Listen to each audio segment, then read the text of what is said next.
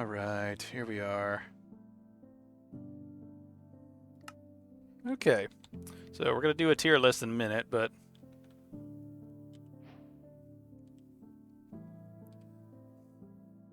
wanted to make the tier list in this sort of fashion. I'm just going to make it in Minecraft because I thought it'd be... I need a format to make the tier list, sort of the way it is, and here's how we're going to do it.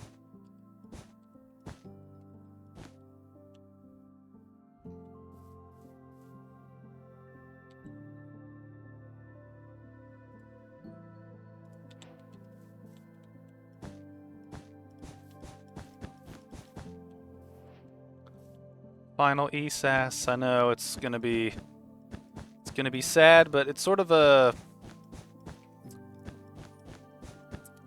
gonna be a testament to sort of what we've been dealing with and what we've been doing, and sort of a shift as opposed to a, you know, I look at this as more of sort of a things have to change, so I'm making the thing work the way it is now. So let me get some of this set up here. I decided to do this in Minecraft just because I thought it'd be fun. Also give us a little time to get some things working. Alright, do these still work the same way they do normally? Yeah, okay. Alright, I'm just gonna make this as bright as possible here.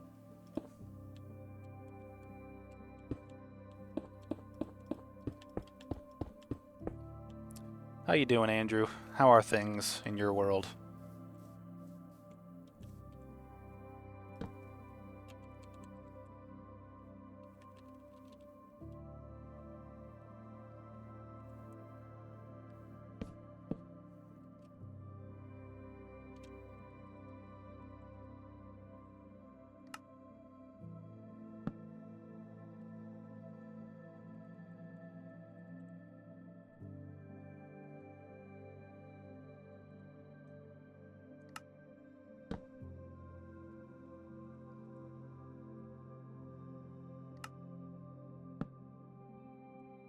Ooh.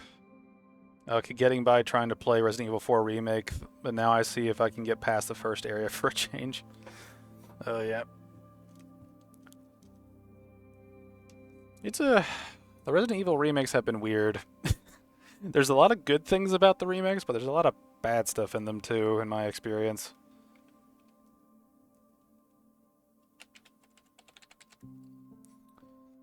But we'll see how it goes. Hopefully you can make good progress and have fun with it.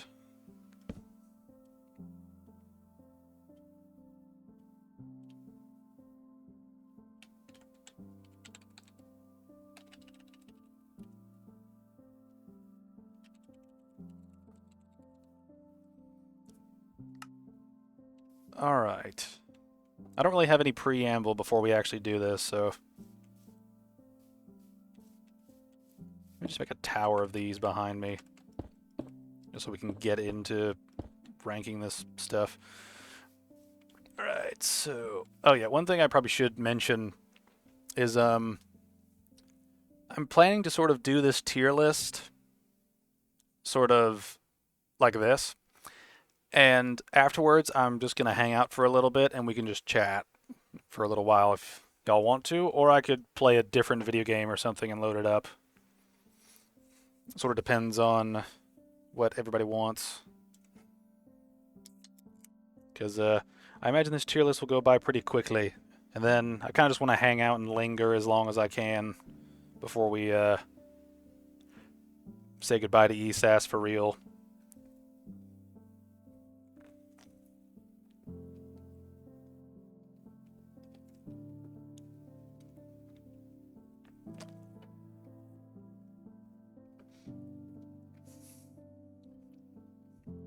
Right, but...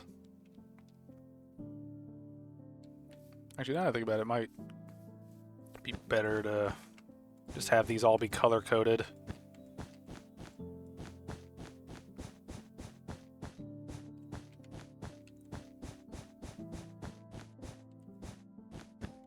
I kind of just I went through like several different sort of versions of how am I going to get the tier list on screen,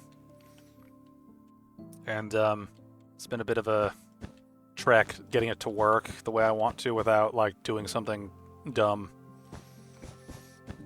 I was originally going to use like the like online tier maker thing, but just it would take a long time to get all the different sort of like visuals of what we covered sort of like downloaded, turned into the right format, and then uploaded and then organized on that thing. So I kind of gave up on that early.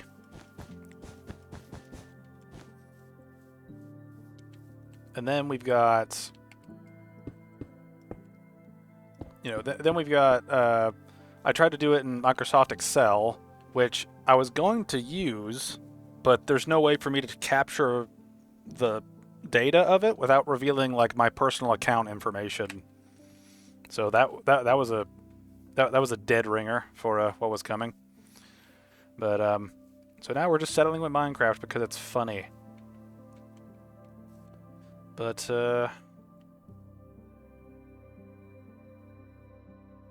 yeah, I think we're good to start going through the list now. And I'm going through in sort of numerical order of the list that we sort of went through stuff.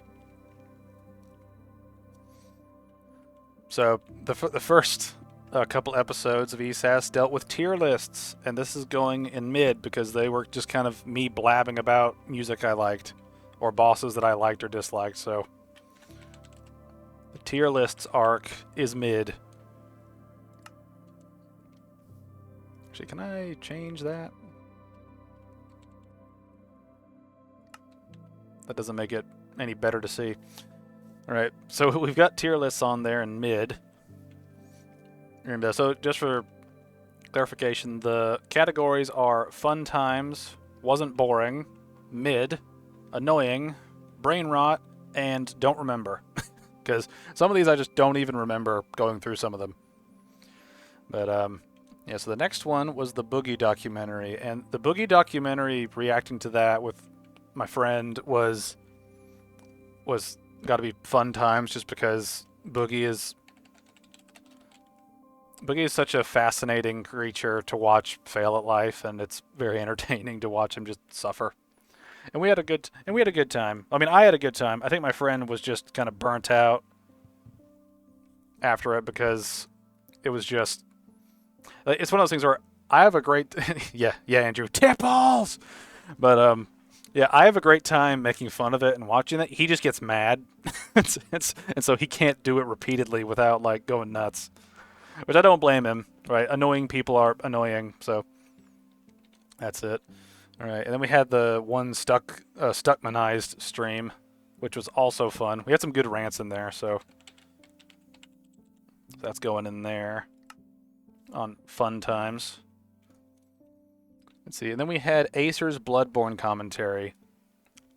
Now, that took a long time to get through, and I would put it as sort of annoying because there was a lot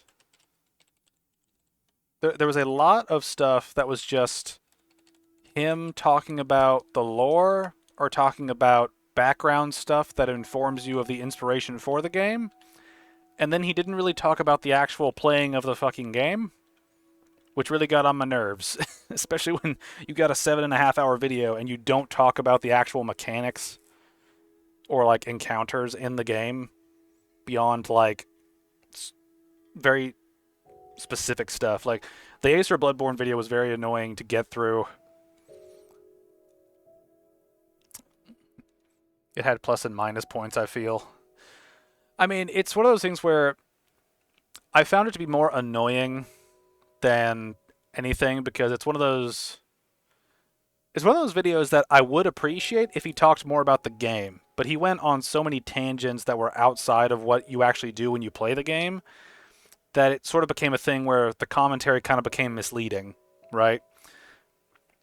In a way, you know, because, you know, he talked a lot about stuff that was Bloodborne adjacent as sort of inspiration, but he didn't really talk about the game as a game a lot of that video, you know. And I remember I made that point in it.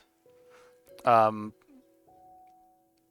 it did give us optimal healing, which will never be correct. Yeah, like the memes were fun. The memes were fun going through Acer's Bloodborne stuff, but it was still just kind of I don't want to say brain rotty, but it certainly felt that way after a while. Need more light. Actually, how do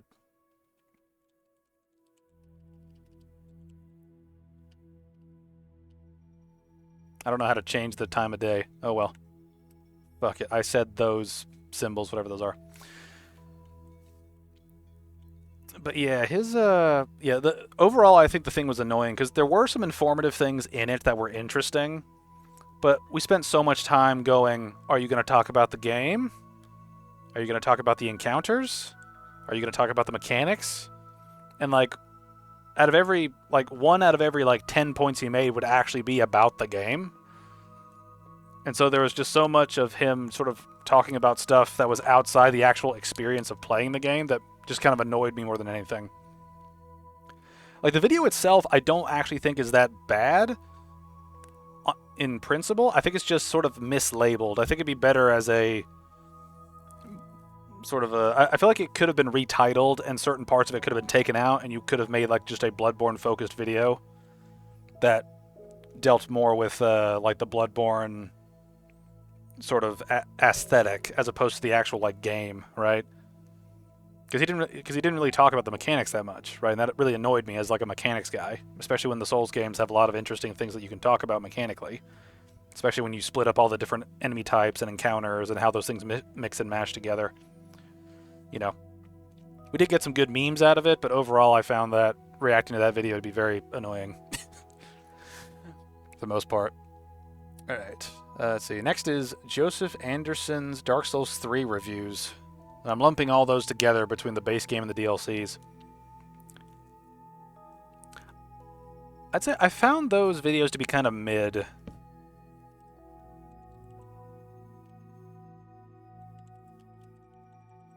Because, it's like he made some decent points about the games, but he also reviewed them so quickly that the game didn't have time to patch anything, so his video was sort of outdated after a certain point. And it's like he made some decent points, but he also had some like weird takes in there that are outdated by just virtue of him releasing a video before the game's like fully finished, right? Which, yeah, Joseph being Joseph, yeah, he just does things. But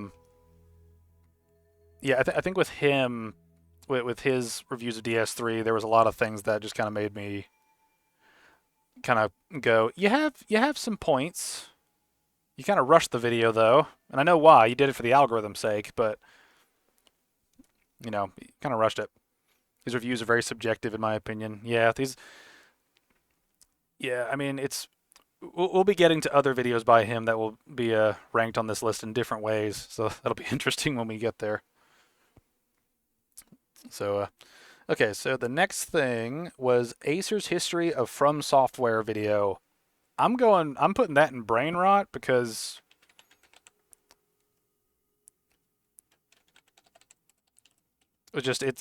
watching the video, I just kind of sat there going, he's talking so much about sort of like, it's sort of like talking about, well, it's sort of like, this might be a bad example for some people that aren't into music as deep as this, but it's sort of like watching a documentary on the making of an album that you really like, and the entire documentary is focused on the inspirations for the album, not the actual writing and ideas and orchestrating of the album.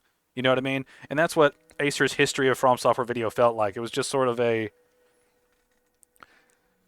like, it talked so much about influence that it sort of became a thing where it didn't really talk about From's design philosophies as much as it did like Acer's just sort of...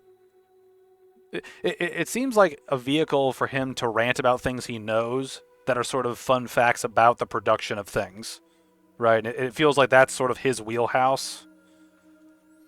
And so that made watching that video kind of just us sitting there just going, like just, you know, it's sort of like, it's sort of a bunch of facts or opinions that don't really mean anything in the grand scheme of things when he like brought them up. And so watching that, I remember I need to rewatch that stream actually, but I remember by the end of that video, we were all just kind of drained mentally, just being like, what's the fucking point of this video? I remember not really, you know, just, it didn't seem there was like a very consistent through line with that video in particular. Alright. Alright, next is the Shadow of the Erd Tree playthrough. I'm gonna put that in... I'm gonna put it in wasn't annoying. I'm gonna put it as wasn't boring because it was really annoying for me to play, but we did get some good memes out of it. It was also very funny seeing some of my reactions in hindsight. And I remember Sheep clipped that one clip of me getting grabbed by Radon the second time and just dying and just being like, what the fuck? So we got some good memes out of it, but I would not call it fun times. Also, just going through some of those boss fights was just painful. Alright. See, after that, we had the Dark Souls 2 fan going, don't go for the archers! I'm going to say that video was really fun to react to because it was just kind of hilarious to watch that one guy, the Great Aspie, I think was his name, like freak out over like people, you know. It was just kind of fun to watch him have a meltdown, not understanding the criticisms of Dark Souls 2 and trying to defend it while also not understanding like the pros and cons of Dark Souls 2 at the same time. It was a very interesting video to watch and sort of laugh at because it was so unhinged in the weirdest of ways. Alright, then we got another Joseph Anderson video for his Elden Ring reviews, and I'm bunching the two of them together. Just because. And, I'd kind of put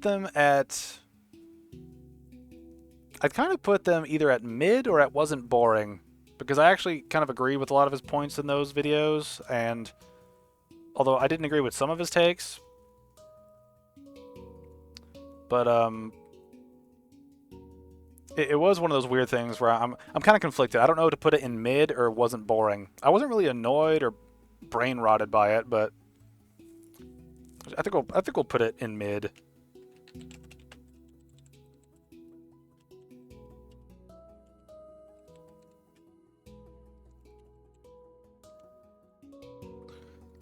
I think that'll be where it goes. Alright. And this wasn't really an arc because it only lasted for 2 episodes and they didn't really go anywhere, but the Sekiro attempts,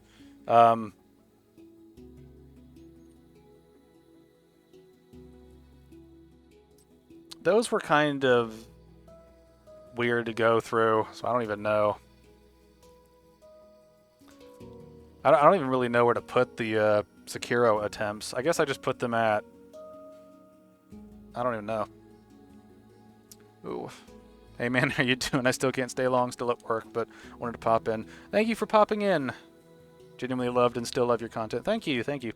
And this is one thing too, this is not the end of me making YouTube content, this is just the end of ESAS. Right, this is just the end of the stream thing that I was doing once a week. I can't keep it up, so I'm just...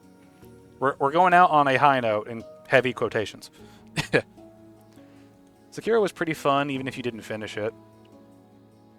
It was kind of interesting to play it on stream. So I guess I would say it was pretty fun, even though I didn't really finish it. So we'll put that up there. Alright, the next is the Synthetic Man Elden Ring reviews. I honestly don't remember much about those Synthetic Man videos, to be totally honest. I don't know if it's just me, the music feels really loud. But yeah, I don't remember hardly anything. barely remember them, sadly. Yeah, like I don't remember anything. So those are going in there.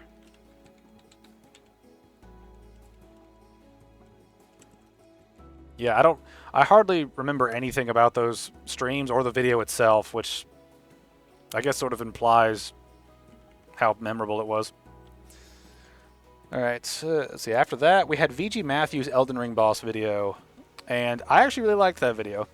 I didn't agree with everything, but I really enjoyed... I really enjoyed a lot of the points he's made. I think he came at it from a very practical sort of standpoint regarding the problems with the bosses in Elden Ring. And I think it was actually a pretty good video. Like, it was probably one of the few videos we reacted to that were largely videos that I could really get behind. And while I would disagree on some things, I largely had a good time with the video and thought it was pretty good. So good job on you. You get a gold star, VG Matthews.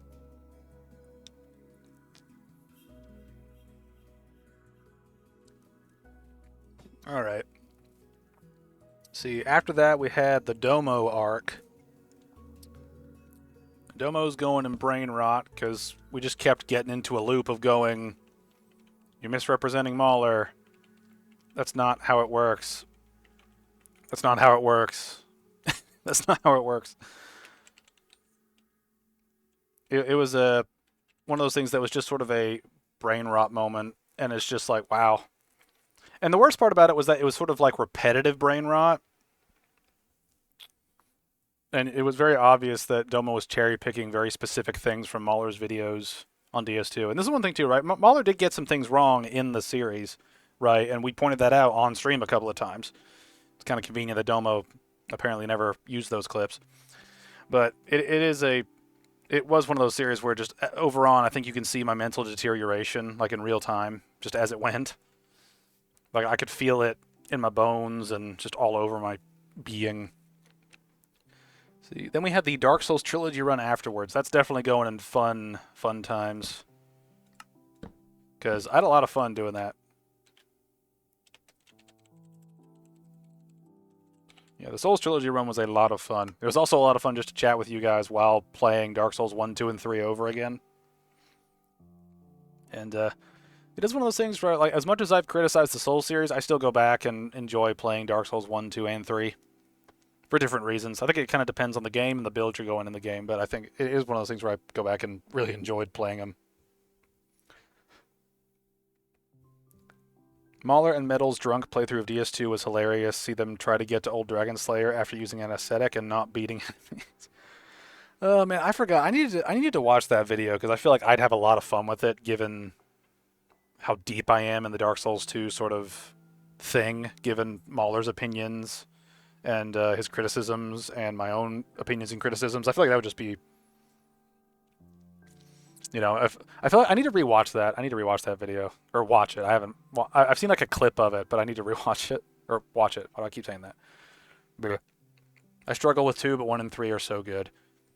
Yeah, that's what they is like the struggle in 2 is very off. It's very weird. The highlights are good, but I watched the full VOD. Thank you for watching the full VOD. If you want complete context, the full VOD is good. The only problem is that there's a little bit of that overlap between Domo's brain rot and then actually playing Dark Souls 1. I was actually surprised we managed to beat Dark Souls 1 fully within a stream where we also were reacting to a video for the first like hour of it. I was genuinely surprised that I managed to beat the game during that period of time. All right. 3 is the only one I've never completed. I think it's worth completing each of them at least once, just to kind of get a feel for how each sort of boss encounter is. And also because I think 3 has some of the more interesting late-game bosses between the 2 princes, the Soul of Cinder, Frida, Demon Princes, Midir, and Gale. I think all those fights are interesting. Even if you don't like them, they're still interesting given the way they sort of work. Fuck the Grave Tender and fuck Half-Light. Both of those fights are just pitiful and just annoying.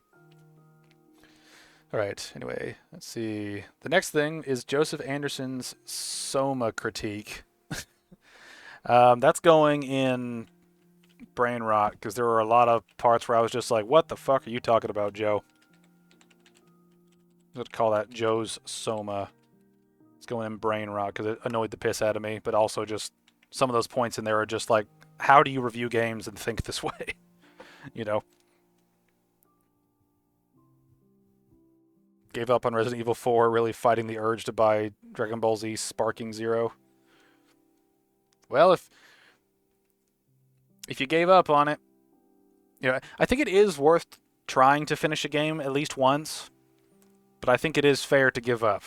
So I think, if you're just really raging at it and just not having a good time, or if you're really bored, I think you're good to quit. I mean, I basically beat most of Lies of P and then quit because just that like boss there at the end, that the boss at the end killed me twice, and I was like, you know what? After seeing all the bullshit, I don't want to deal with it. Not like properly gave up, but just not feeling it right now. Oh yeah, okay. Well, that's different then. Yeah, that's different. Yeah, but okay. So let's see, Joe's Soma. What's next? Well, then we have the actual Soma playthrough. That's going in fun times because I loved replaying Soma and talking about it. All right, I probably need to move some of this stuff over a little bit.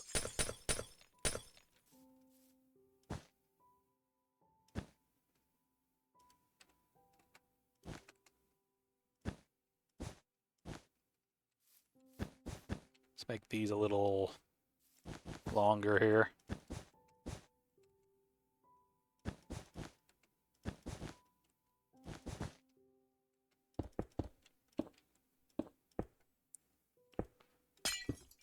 All right, let's see if this works out. Oh, I think I missed the last Lies of P. Did you make it to Lexasia? At least there's a lot more fun than not fun so far. Yeah, that's true. Yeah, like it is good to see the green outweighing all the other ones. But yeah, I made it to Laxasia, fought through the boss twice, didn't beat him. I made it to phase 2 in the second attempt, and was just so baffled by the way the boss was designed, I gave up on the game. And to sort of give context to why I did that the way I did it. Ever since sort of did you not get 40 perfect parries to break the weapon? Haha. Yeah, I did not do that. Yeah, I didn't do that. But yeah, the reason that I kind of rage quit the game permanently at that point was because the intro of the game was really interesting, and upon reflecting on it, I think my favorite boss was the electric police puppet. I think that was my favorite boss. And the thing about a lot of bosses after that puppet were that there were sort of weird little issues that sort of crept up over time. Like fighting the Black Rabbit Brotherhood the first time, where you kill that one big dude. That fight I thought was decent, but it was kind of distracting to have little randos come in that just sort of distract you from beating down the main boss, which is the one you actually kill. You know, and then some of the other like major bosses, like the big fire golem dude, we nuked down so ridiculously quickly that it seems like kind of a joke when you look at it that way. The final boss of the swamp, I really hated because of how just flaily and flappy it was, and it seemed like more and more as we went through the game, enemies started doing that more often, where they just started flapping and flailing around. It wasn't sort of like grand, graceful movements. It was sort of twitchy slapping and flapping of random parts of their bodies. And that coupled with combos that didn't really have clear indicators of when they ended, as well as some of the other sort of lesser levels of bullshit in the game. Like there were several moments where I was playing through the game, and there were several moments in the game where I was fighting an enemy. I got the critical attack sort of thing, right, where I knocked them down, an attack would come out of them after I had stunned them, attack me, and then they would go into the weakened pose. And it's like, you just gave me the fucking opening. I just broke their fucking poise or whatever it is, right? Like, I just, like, did the thing. Why are you punishing me for succeeding? You know, it's that sort of stupid shit that sort of grew as the game went on. And it just kind of got old. And by the time I got to Laxasia, where she was instantly proccing shock on me in phase 2, and when the thing that really did it in for me, that boss in the game, was fighting her and dodging a quick grab, only to find out that the follow-up attack to that is also a grab. And then after dodging both of those, finding out that a third part of that attack combo is also a grab. By the time that I had dodged 3 grab moves in a row, my brain was already starting to go, this is not worth it. This is just not worth it, man. and so that sort of set me off as like, okay, I might give it like one, or I might see how far I get this attempt and just reevaluate it afterwards. And after all my resources were exhausted, or most of them were exhausted by the time we got to phase 2, and then the real stupid shit hit, that was when I gave up, like, fully. And I was like, okay, fuck this. Just fuck this, you know. Did you look into what happens at the end of the game, or do you want me to tell you how it ends? I've not looked into it, and you can spoil away, because I'm probably not going to pick up the game again. Like I said, I enjoyed the first third of it, but then it quickly started devolving into just a slap fest, and it kind of became annoying because of that slap fest. But while you're typing that out, let's get back to this list here. Okay, so after the Soma playthrough, we had the Doom sort of arc, which was like the Doom 2016, Doom Eternal, and Doom the Dark Ages playthroughs. I had a lot of fun with all of those.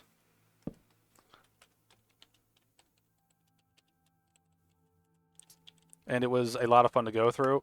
It's a real shame because there's a lot of stuff that I would have liked to have put in the highlights, but the audio like messed up, I guess, where just my mic was so quiet during the majority of it that I couldn't even realize, I couldn't even like hear myself, you know, while like editing the highlights of it. And it was really annoying. It was really annoying to like know that.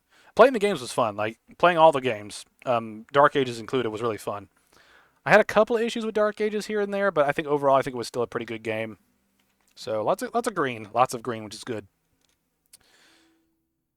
All right, let's see. Let's find out the ending of Lies of P. Blue hair lady keeps bringing you back to life to stop her dad. You can pick whether to set her free to die or not. Geppetto is trying to build you up to be the vessel for his dead son. Ah, okay. That doesn't seem too bad of an ending.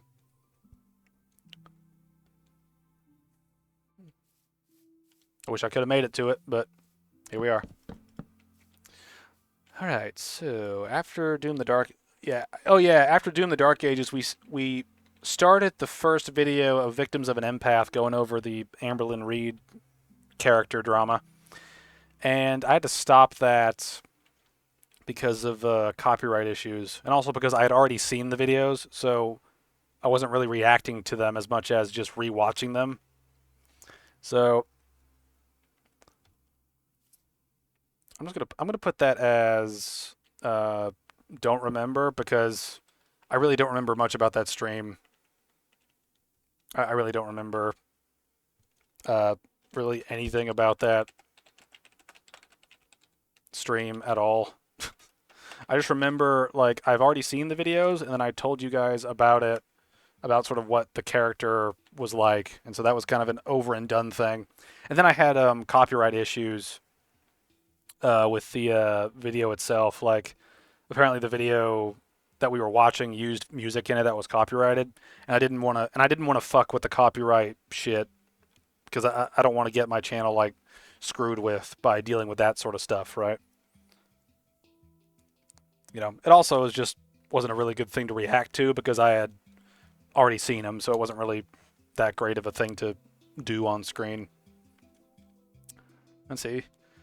Let's see. If you haven't done enough human things, you give your heart to him. If you've done enough human things, unlocks the final boss of another puppet trying to kill you to take your heart. Okay. Geppetto ends up sacrificing himself to save you. There's a post-credit scene. The gold fruit guy is really a spy, and it hints to a Wizard of Oz game. Yeah, I heard about that somewhere where it's like there was like a reference to, I think, Dorothy or something. Which is one of those things, right? If you're going to do like a dark like retelling of all these in a Souls-like fashion, that's kind of cool as a gimmick.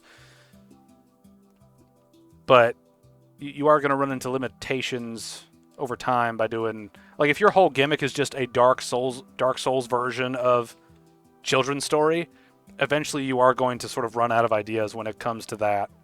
And if Lies of P is the best thing you got so far, I'm not impressed. All right, so okay, we're nearing the end of the list here. All right, so after the victims of an empath thing, we went to the satisfactory thing, which it was just sort of a filler while I figured out what to do. So, to be honest, I don't really remember much about those streams. I remember having fun chatting, but I don't remember what we talked about or what it was about, so I just kind of don't remember much of it at all. Yeah, alright. And then we have the Dying Light playthroughs. So Dying Light, the following, and 2. Let's see. Dying Light's going in here. Dying Light. Yeah. And the following's going up here because it was also fun. Dying Light 2 was a weird experience, so I'm gonna, since it was kind of a mixed bag, I'm gonna put it in wasn't boring. Because there were a lot of moments that were funny because of just making fun of the stupid shit in the game, but there was also a lot of moments of like, oh, we're exploiting this thing and having a great time doing it. So that was fun. You know. And then finally we get the Lies of P playthrough, which I think we're gonna put in annoying, because by the end, by sort of like the halfway point, I was getting really annoyed at the game. And so it was just, it just started getting on my nerves over time. Alright, so there's that full list right there. That's all of the arcs sort of dealt with, and we did that in like 40 minutes, so yeah, so at this point, it's just going to be us chilling and chatting until I have to stop the stream, so here's the final round of things. So, actually, let me do this. Let me read chat for a little bit. It's pretty bad considering you weren't playing the difficulty I suffered. Yeah. Yeah, I never beat the last boss. I gave up. Yeah. I mean, it's sort of that thing where I can understand why people would give up, especially on a higher difficulty. Like, I was playing on the medium difficulty, and it was annoying as fuck to play, right? So I can only imagine how painful it was.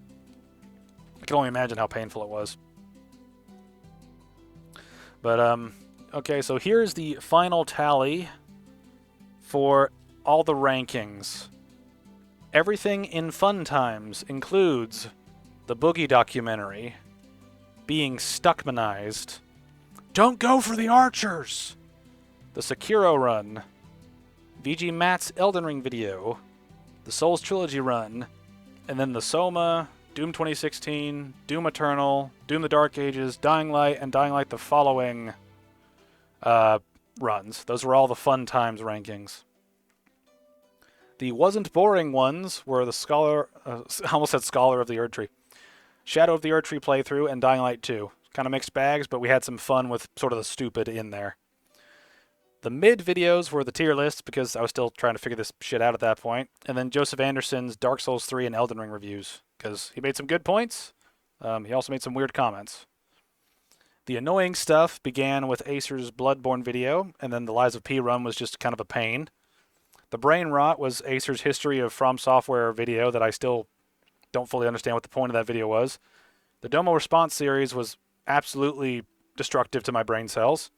And then Joseph Anderson's Soma review was catastrophically retarded. And then the things we don't remember were the Synthetic Man Elden Ring review, the Victims of an Empath stream, and then the Satisfactory streams, because I don't remember shit about those, which says a lot given that I've never wanted to rewatch them. Because every once in a while I like to go back and rewatch a stream just to see, just to sort of refresh myself on what happened. And I don't remember. I never rewatched the Synthetic Man one, or the Satisfactory ones, or the Victims of an Empath one. So it's weird. All right. So that's the end of the tier list. So I'm going to switch over to a different game here.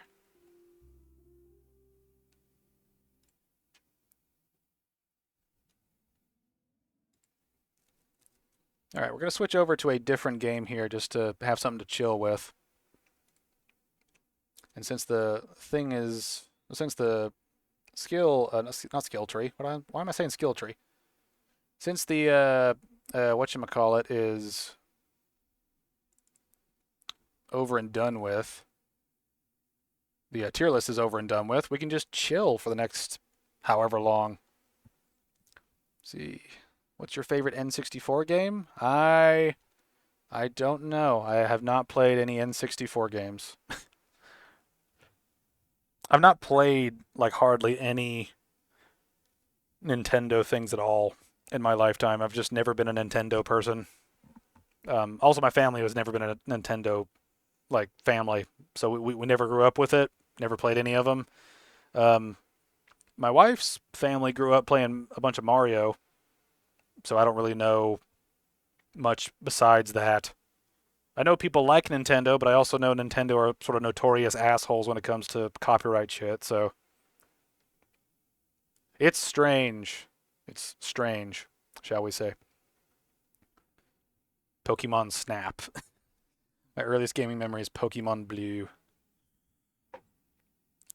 Pokemon Bleu.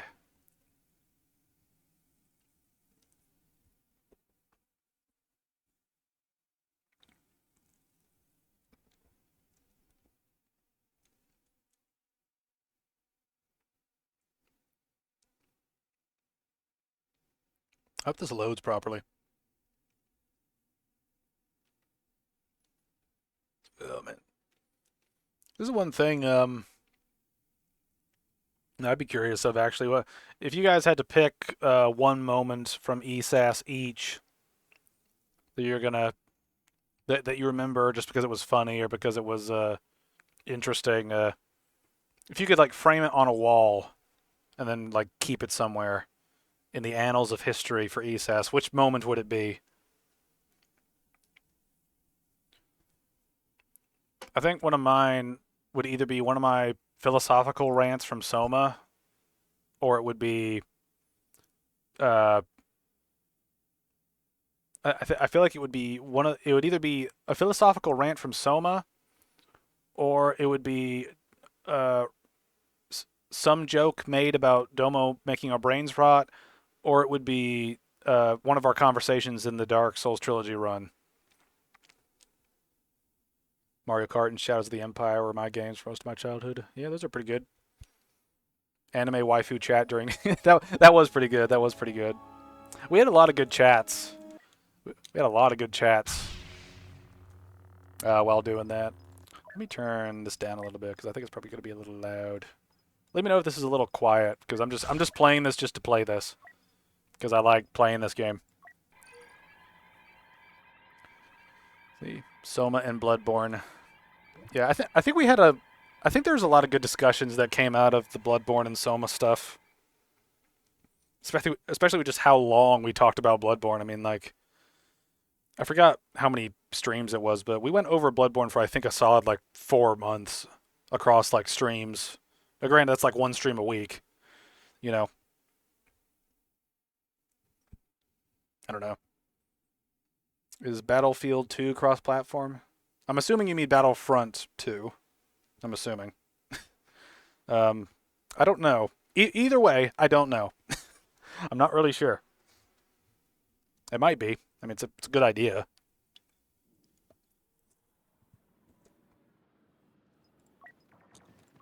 They're charging. Who do I want to be? I've played a lot of this game and I've really enjoyed playing it, but there is sort of a thing of... Oh. Bloodborne is probably my biggest memory because we did it for so long. I'm pretty sure I never missed one. Yes, I meant Battlefront. Yeah. I mean, it's probably the longest arc when you look at, like, reacting to a video. Just because the video was so long. It should be cross-platform with EA. Okay, well then... I suppose it is. I don't know. Also, let me know if the game's too loud.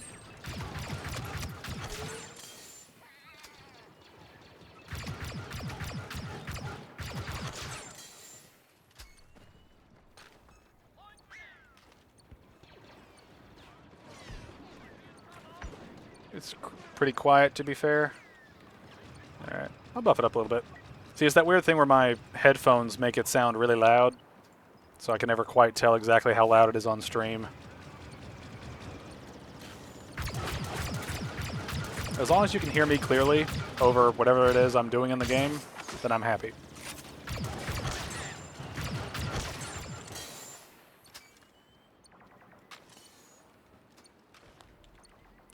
Ooh.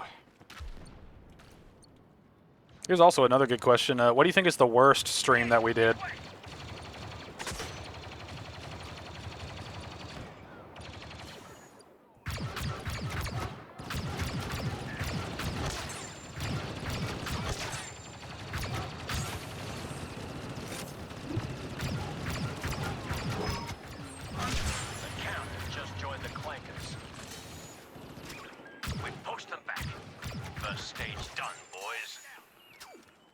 Alright. Let's go fuck some clankers up. Yeah. Your scanners have been updated with the latest droid defense data. We are to attack those command posts at once. It's one of those things where the more I think about it, the more I wonder... if... I think the worst ESAS episodes would either be the Victims of an Empath video, because nothing really happened during that, or this last one I did where I was playing Civilization and I just wasn't really feeling it, and so I just ended the stream abruptly and just deleted the video just because it wasn't... there wasn't really anything there. It was sort of me playing a game and then just sort of playing it quietly and not really talking much. So it wasn't really much of a stream.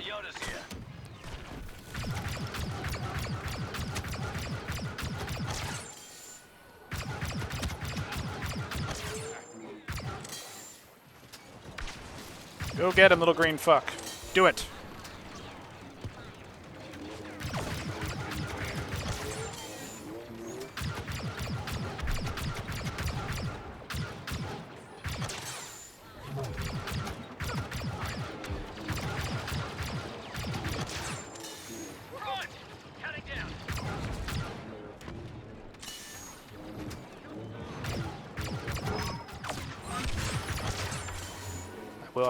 I will max out this shit at some point. I suck at Battlefront 2, can never do well in it.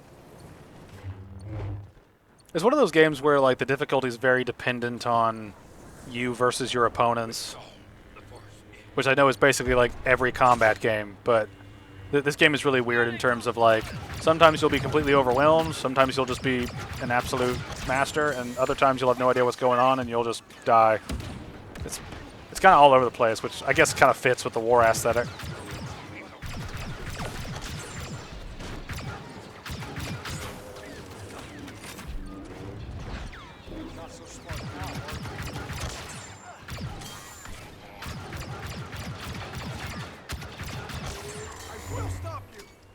Just an update, the Gears of War game was pretty disappointing. Oh, really? Now was that supposed to be like a remaster or like a remake? Definitely wasn't a remake, and glad I didn't pay for it. Was it one of those things where it was just a really bad sort of remaster, where they didn't really fix anything? Darth Maul is here. Stay focused. Is it like those? Is it like those? Is it like those AI rescalings of movies to make them 4K? I've heard a lot of 4K upscaling projects have just sucked.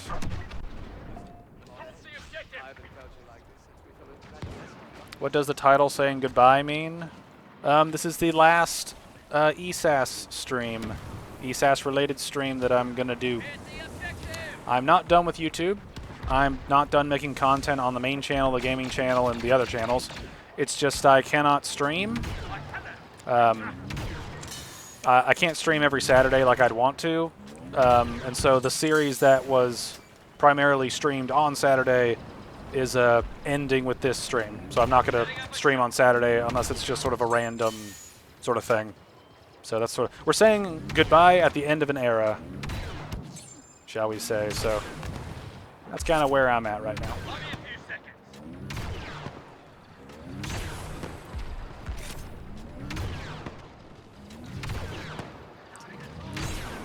Didn't seem any different than the original remaster I already owned that got me the free game. Yeah. That's one thing I've noticed is a lot of gaming companies seem to be doing that thing where they'll repackage a game and not really change anything but charge like full price for it as a new game. You know, and sometimes I think it is like like some games need like an update, you know, on like a technical level, but it's also a thing just to be like, you know, it's kind of scummy to recharge, like charge full price for a game that may or may not like deserve it because, you know, it's kind of scummy to charge full price for a game that's like, you know, 10, 15, 20 years old in some cases.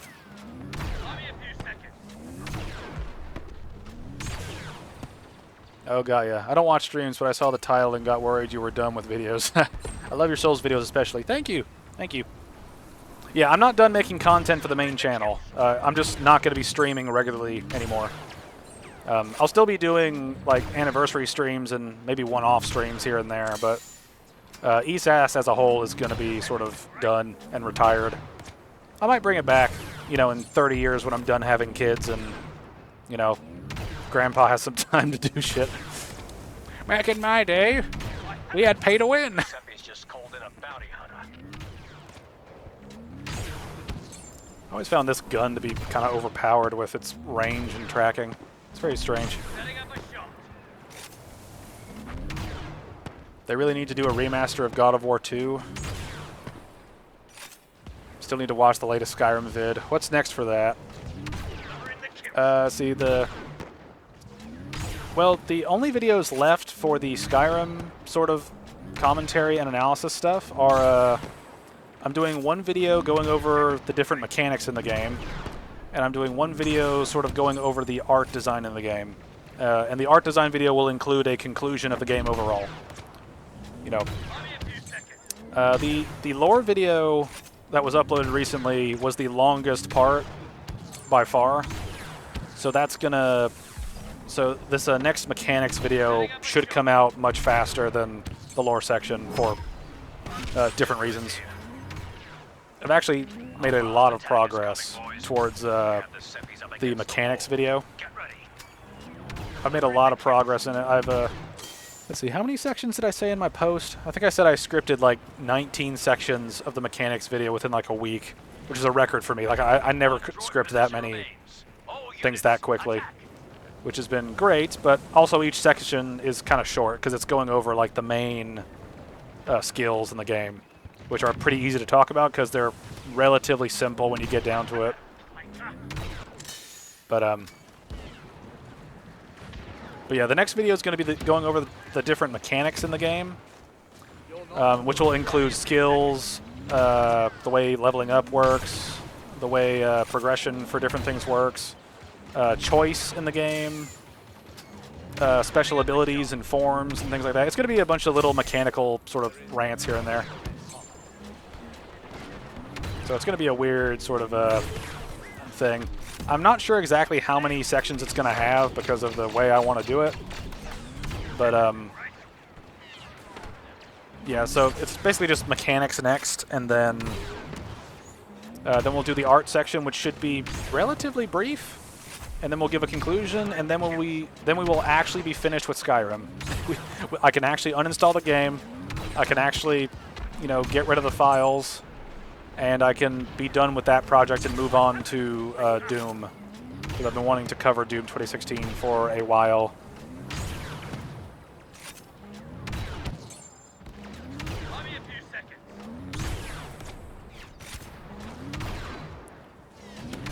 So I am looking forward to being done with Skyrim. It'll be nice to take a break, have a little bit of a breather.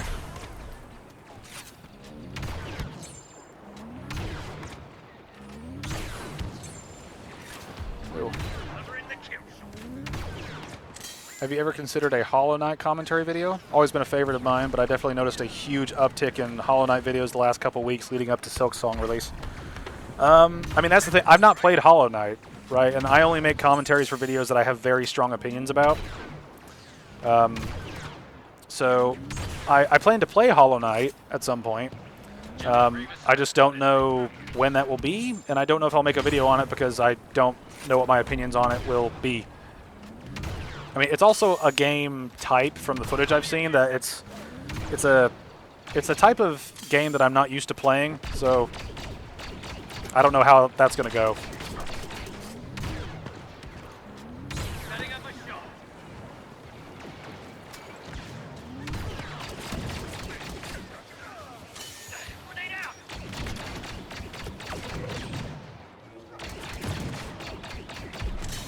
I'm a sneaky beaky.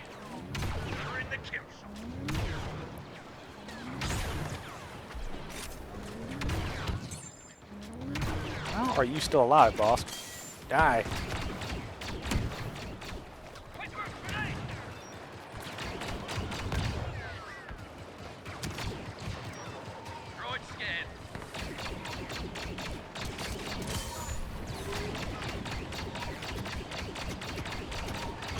Please die. Sweet to hear Doom is in your plan. Wasn't a giant fan of the newest one, but really enjoyed 2016 and Eternal. I'm really curious to see how the Dark Ages DLC goes, because we've not heard a lot about that, and I'm curious if that's because they're not done with it or because they're not like finished with it yet. I mean, it is one thing. Like I like the Dark Ages for the most part. I just think of the three of them, it is arguably the worst. I think it's got too much emphasis on story in certain parts. And I think you lose some of the Doom fun because of the lack of glory kills and stuff. Like a lot of the fun unique to Doom, or Doom 2016 and Doom Eternal was the fact that was the fact that you had like these super gory kill cams and things. And I think Doom Eternal hit a really good balance of story, mechanics, and sort of graphic, engaging violence mixed in with gameplay. Doom 2016 was more mechanics than story, and the Dark Ages is more sort of story than mechanics. So they sort of tilted in different directions as far as having that sort of issue. I still like all three of them. Like I've had a very positive experience with the reboots.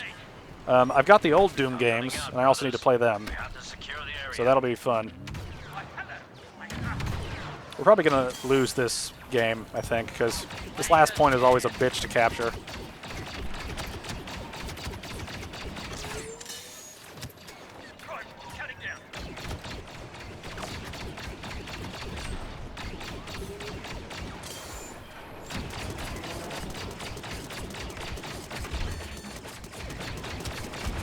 Concentrate your firepower. Our time's almost up.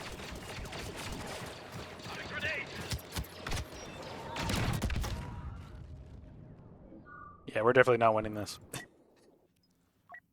We will fight, and we will die. Maybe that's a better way to say it. Worst of the new three, but still good. Yeah, I mean, I don't really have that many major complaints. I mean, my biggest thing was just some technical issues and the overemphasis on story. You still working on your Remembrance series? Yeah, that's also in the works. I thought I kind of released things in a weird order. My initial plan was to finish the Skyrim project, then make the Transformers video, then do Doom.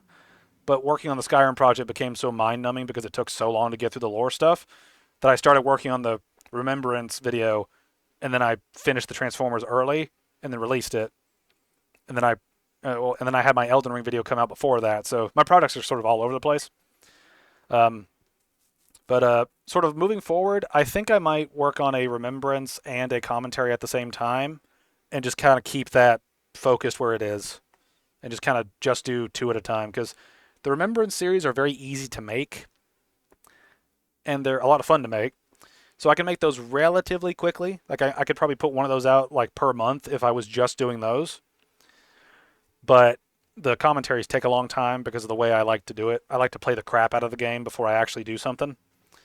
Like for the Doom series, I'm going to play through each Doom game at least one time each. At least once through on every difficulty, and then play one playthrough on New Game Plus with like all the gear unlocked. So, as you can imagine, that takes a lot longer than just playing the game once and then giving your opinions on it, right? But I'm still working on the Remembrance series, and I've got a lot of the stuff for Revenge of the Fallen, sort of, because I'm tackling franchises sort of one at a time. Have located our base here on Yavin. And so I did the 2007 Transformers film first, in case some people don't know. And defend the objective. And so I did Transformers 2007 first, and I'm going to do Revenge of the Fallen next. Revenge of the Fallen has a lot of the pre-production stuff already done. So like I've already gone through the film and watched it twice and made notes about what are positive and what are negative. I just need to go through and sort of refine it and then turn that into a script. So it's really just a matter of time and editing.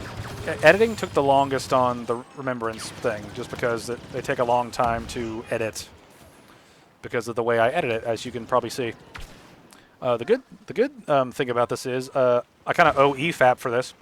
EFAP Movies gave me the idea for the format for having the sort of all the footage behind like a mixed opacity sort of image with other stuff sort of around it.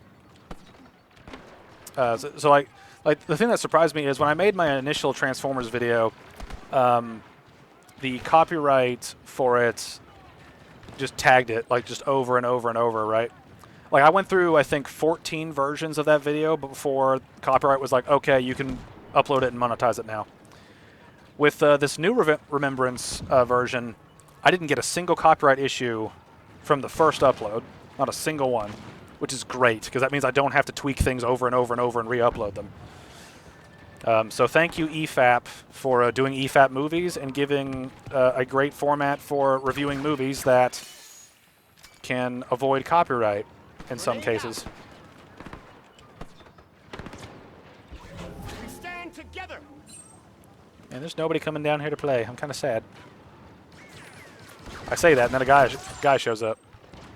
Thank you for coming. I need to rewatch then. Wasn't aware it was different from the original.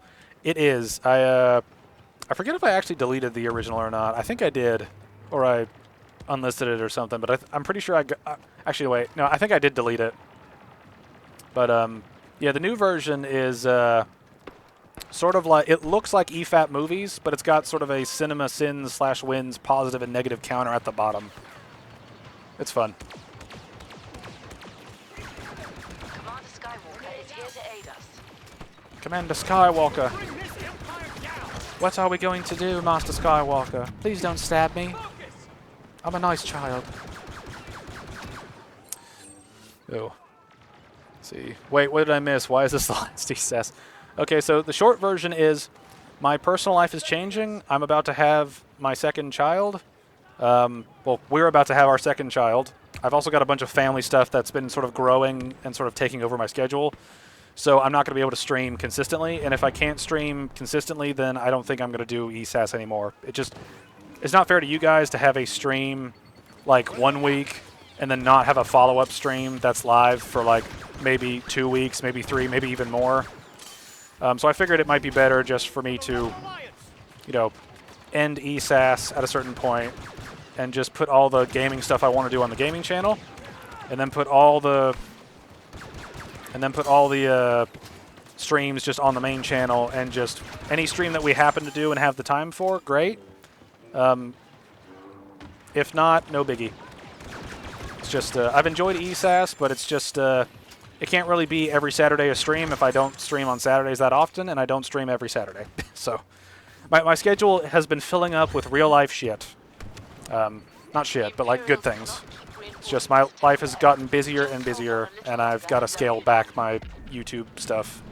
I'm still working on main video content, and I'm still working on gaming content. It's just I can't do streams that often anymore, so that's kind of it. It's been... Let's see, I've been rewatching every EFAP with Shad on it. Oh, that's been fun. Your wife is having the second child, Vangeris. You made your contribution already. I know, but I'm... If we can hold for just a little longer, we have a real chance of victory here. See, what I'm doing is I'm watching our first child while she deals with the second child. So I had my fun, but the responsibility's coming. You know, when paternity leave comes into play, I'm watching our son. You know, and I'm basically going to take care of him for a while she recovers. She is doing most of the work. I'm not taking that away from her. I never will. And I also I had a lot of fun helping. I will say it that way.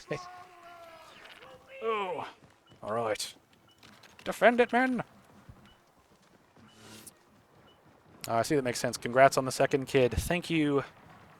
We believe in a big family, so we're probably going to have a kid like every 2 to 3 years until my dick breaks off or she hits menopause. Whichever happens first. We'll see what happens. Yeah. I've been playing Borderlands 3 and watching Full Metal Alchemist Brotherhood for the first time. It's been a lot of fun. Are you talking about Borderlands 3 and Full Metal Alchemist, or just Full Metal Alchemist? Because my wife and I actually just recently watched Full Metal Alchemist Brotherhood for the first time, and we had a lot of fun with it. We had a lot of fun with it. The only thing that we had issues with were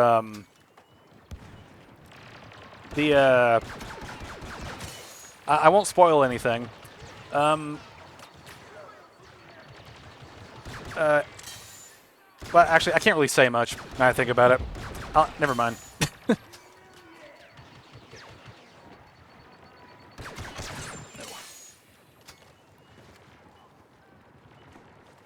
How was paternity leave in the U.S.? I got 2 weeks, and it only paid me half a week's wage. Ended up taking 2 weeks holiday after it. Let's see. Well, I work in like a family business, so it's not going to be like a paid leave. Well, it's going to be good for me given the job that I work at. That's all I can really say without giving away personal information. So, yeah, it's going to be good for me, and it's also like going to be near the holidays, so that'll help. Because with the industry I work in, things tend to slow down around the holidays, so that'll be good for us. Let's see. Full Metal Alchemist is on my watch list once I refinish One Punch Man. Yeah. I'm waiting to see if Season 3 can regain some favor after the sort of letdown that was Season 2. And this is the one thing, right? Like, I actually really like Season 2 of One Punch Man. I don't think it's shit. However, when you compare it to Season 1, it is definitely a step down in terms of animation. And that's sort of annoying. Like, it went from fantastic animation to sort of average animation for, like, a 2019 anime. No! I got told the plague... I got told of the tale of dark plagues the wise. Alright, let's be a little shit. I wish you could play a Jawa. That'd be fun. Just a little longer, and victory will be ours. Kill the Emperor! No. Full Metal Alchemist is my first time watching. Yeah. I will not spoil, but my wife and I loved it. I think the only issues you'll have will be minor things, if you even have issues with them. So it's very good. I would recommend. I've not seen the original Full Metal Alchemist though. I've only seen Brotherhood, and I've heard they're Our different. defense is held. The Imperials I've heard are pulling I've heard back. they're different The but other good. four That's remain the in thing. our I was like, hands. I've heard the original Full Metal Great days Alchemist for is Rebel different because the manga wasn't finished at the time, so they kind of made up their own arc and ending. But apparently people liked it.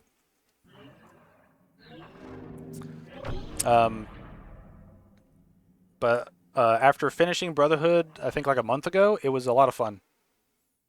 Yeah, Brotherhood is meant to be more faithful. That's what I've heard, and I like it. I like it a lot. I looked into some of the differences a little bit by just reading the plot of the original show, not the original one. It's weird saying that. Um, but it seems interesting, and I mean we really liked the show. We thought it was really well paced, really well paced. All right, let's see. Yeah, what was I talking about? See, I need to go back to. I need to catch up on chat. There's so much to talk about. See. Okay, so Andrew, you got lucky. Had a month off. Was back in work for a month. Then COVID hit, and we started home working during lockdown. Yeah, not a bad way to go. I'm sure it was scary at the time though, but like, that was back when COVID was an issue, and now it's just such a non-issue. No, be officer. We've lured the local Tatooine garrison into attacking us. I'm about halfway through the series. I'm really enjoying it. My main issue is the tone. I hate how even during serious moments the show will often throw in unnecessary moments of comedic levity. Yeah, that's one of the things we didn't like to like. Imperial assault. Some of the humor works because it's in a moment where it's appropriate. Other moments have it where it's just, it's just like, why are you throwing in a joke right here? It sort of depends on the joke and where it is, which is sort of my biggest issue with a lot of this stuff. Yeah, but overall, I think it works pretty well most of the time. All right, let's see. I binged My Hero Academia, and it changed me. Puri Puri Prisoner is still my hero.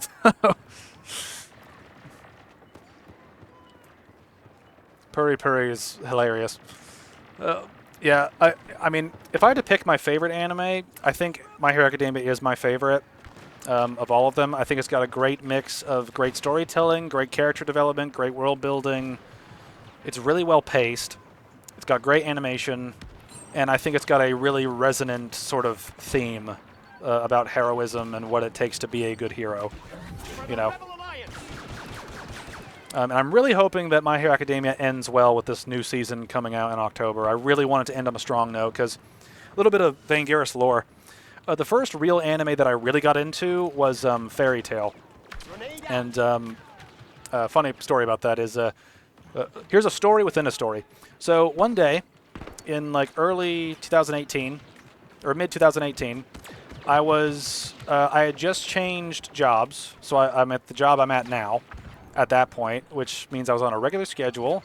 I had gotten a bunch of debt taken care of, and I basically was pulling my life back together after sort of a dark patch. And so I started watching. I was just scrolling through Hulu at the time, and they had the first couple seasons of Fairy Tail on there. And I thought, you know what, I'll give it a shot. I proceeded to binge the first, I think, season and a half of Fairy Tail, which I believe is like 70 episodes. I did it straight. It was over a weekend. I did not sleep. I had such a great time with it that, yeah, that's a very fond memory of just watching Fairy Tail and having fun with it. And I got into Fairy Tail at a good time because the first several seasons were out, and the final season began airing in 2019. So I was able to be present for the finale of the show in real time. But without spoiling it, I had serious problems with the last season and the ending. It's one of those shows where I love the characters, but the ending was not great. And it wasn't really a proper ending either, without spoiling anything. But I'm really hoping My Hero Academia can have a solid ending because I've loved every season of it, and it's only gotten better over time, and I just cannot wait for it to finish up. I'm fucking ready. I'm fucking ready. I need to catch up on chat again. Let's see. Blah, blah, blah. If you've not watched it, I recommend Kaiju number 8. I have heard that's good. I haven't seen anything about it, and we've got a lot of anime to watch, which has been difficult to watch because we've been bouncing back and forth between different like other TV shows we've been wanting to watch. Like we've been watching the original series of Star Trek and trying to catch up on that because, one, I've never seen it, and two, I want to get through Star Trek because we've got the original series, the movies, the original series movies, then Next Generation, then their movies, then DS9, and I want to rewatch a lot of those because I've not seen some of it. I'd like to see it, and I've also like to rewatch some of it as well. I'm a tiny target. The Imperials are reaching Yep, the yep. end of their tether. Ba-dub, We just dub, need dub. to defend a little longer. Yep, ba-ba-da-ba-da. Ba-ba-ba, teddy bears. Right. I also recently finished Attack on Titan, which I thought was excellent, though I wasn't a big fan of the ending. Yeah, I got spoiled on the ending kind of early. Like, we watched the first, I think, like 12 episodes of it, and at the time we were watching it, my wife was, you know, Come here to hunt. was with a Watch out. baby, you know, with our first child, and so it was hard for her to watch because, I mean, obviously there's a lot of graphic shit in there, and also just the subject matter kind of got a little too dark for us to really enjoy because it's just a really sort of depressing show, and I got spoiled on the ending, and the ending sounded so out of the blue by comparison to what we saw in season 1 at the time that I just thought, okay, I just don't think I'm going to invest the time in it. Because if the ending's going to be weird, I don't want to watch it, you know. I've also got too much other shit to watch at this point, so it's just overloading on shit. Let's see. Kachan is brilliant. I've rewatched episode 97 several times, which is his team during the battle against Class 1B. Yeah, I mean, just the relationship... excuse me. The relationship between Midoriya and Bakugo is one that is so... It's such a good... It's such a... I don't want to spoil anything in case Arbiter hasn't seen it. You know? But the characterization is very good. It's very well done, and I appreciate that. Vader has come. It's also one thing where, over time, I've come to really appreciate Studio Bones, the studio that's done My Hero Academia, and did Full Metal Alchemist Brotherhood, and did a couple other anime that my wife and I really love. That studio just knows what the fuck they're doing. They know how to pace the show where there's not a bunch of repetition. They know how to animate it well. They certainly know how to do action, and they certainly know how to do characterization. They just do a really fucking good job at adapting manga, and it's fantastic. Because, I mean, one of our favorite anime to watch is Ouran High School Host Club, which is also done by the Bones people. And it's not our typical anime that we like to watch, but it's just so well done on the characterization perspective. And from a it's a fun story, and it's a good story. You know, you don't see me. I'm a teddy bear. I'm a teddy bear. Ah.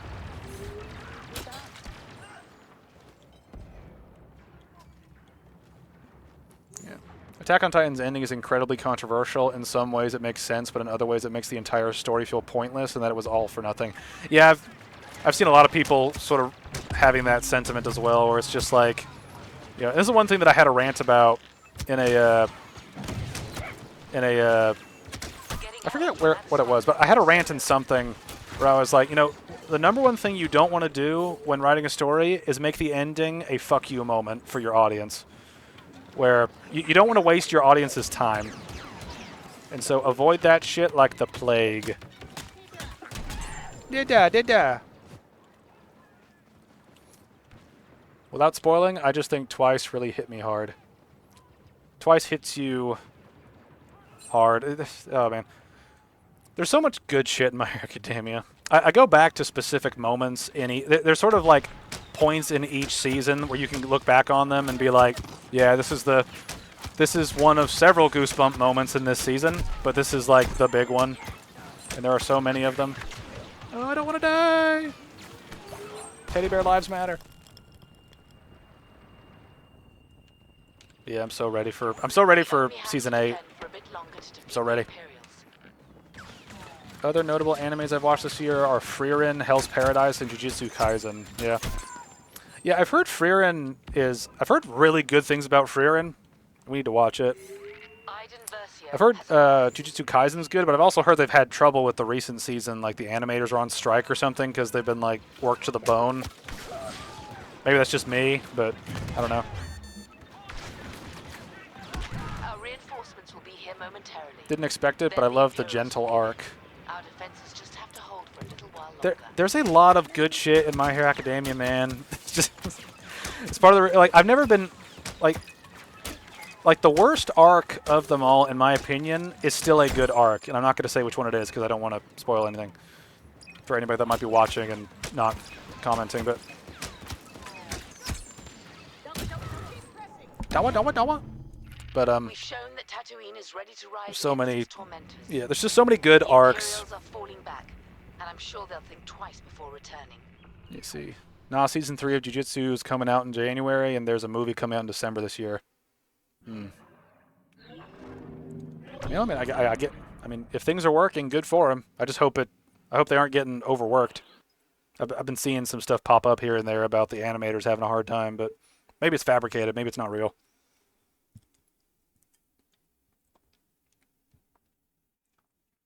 I don't know.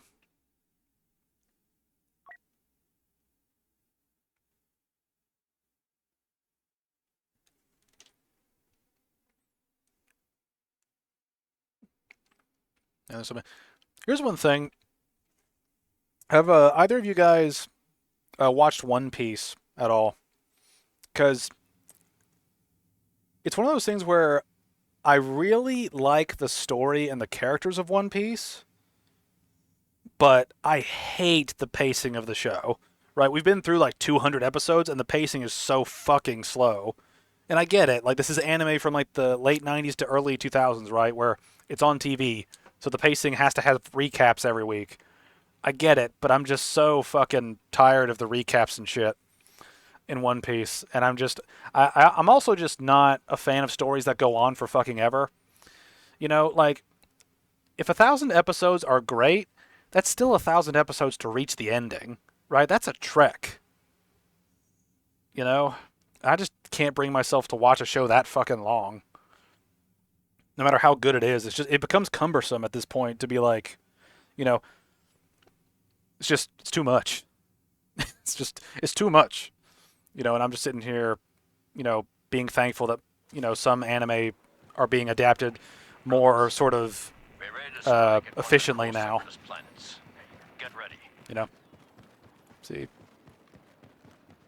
Oh no, Mappa definitely works their employees like slaves. It's horrible, but the show hasn't seemed to be delayed by it.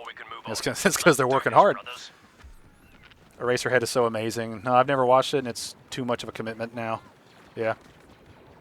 Yeah, One Piece is just too much of a commitment at this point. Over 1,000 episodes, series still going, manga ahead, and only just now approaching the end.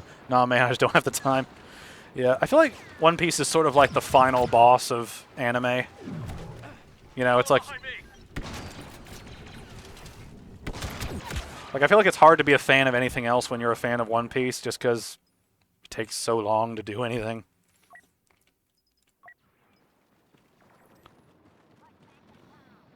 Yeah. And I mean, part of the thing, too, is just... My wife and I watched, like, the first, like, 200 episodes or so, and it was... like, the storytelling we liked, the world building we liked, the characters we liked. It's just... The show is just so damn slow at, like, progressing shit. Like, I remember once we got through, like, 5 episodes, and, like, characters talked, and nothing fucking happened. You know? Like, we had one fight scene in each one of them, and it didn't resolve. Like, anything. You know, and just... It's got a lot of the problems of sort of generic old anime. Which... I guess is sort of my biggest issue with it. It's just all the recaps really slow the pace down. And I've been spoiled with My Hero Academia and Full Metal Alchemist Brotherhood because those things are paced so fucking well. The only episode that I would change about Full Metal Alchemist is take out the recap episode in the middle. I feel like that episode's not really relevant. And you could take it out and not lose much.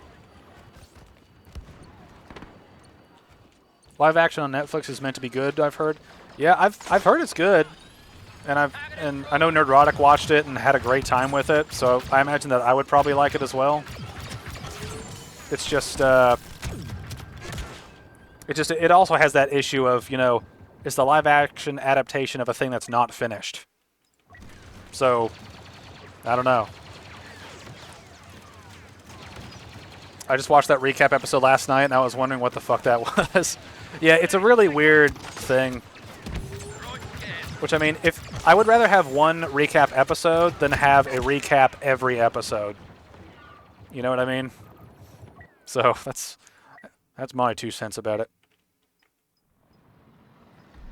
Actually, you know what? Let's fucking can we be Chewy? Yeah, let's be Chewy.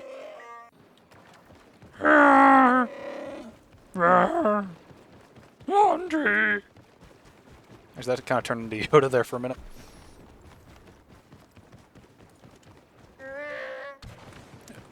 I'm at the part where Ed and Al have been introduced to Father.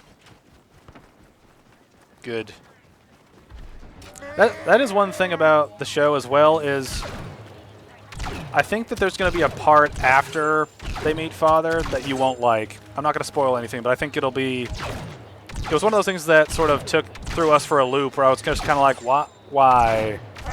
Like, why is this working this way? You know? But it's not necessarily terrible, but it's one of those things that does sort of make me go, hmm.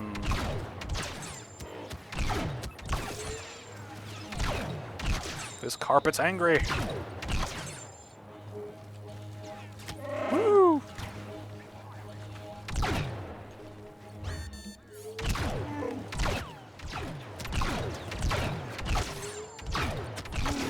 I got infinite blaster if I do it right, bitches. Damn it. Then I fuck it up.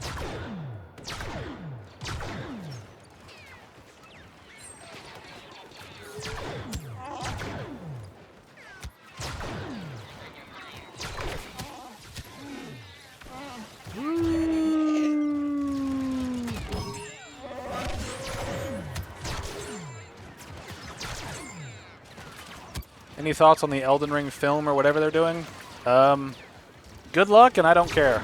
That's pretty much where I'm at.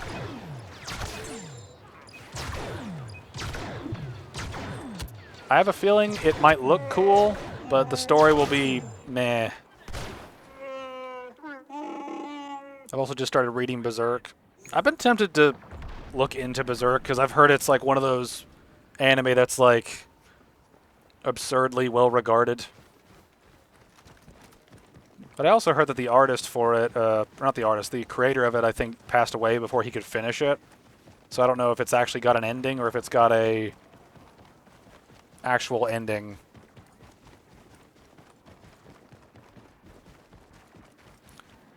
I'm excited for that film. Alex Garland is a talented filmmaker, and his films have been really solid. Annihilation is one of my all-time favorite movies. Ooh. You would disagree with EFAP. But, yeah. I don't know. I feel like in order to do... I don't know. I feel like the Souls series as movies just don't work because there's just so much that you lose when it's a movie. I feel like it'll be a very stylized cutscene more so than anything actually, like, narratively interesting. You know, because unless they make the movie like 3 hours long, they're not going to be able to do the game justice in terms of like representing what's there, you know.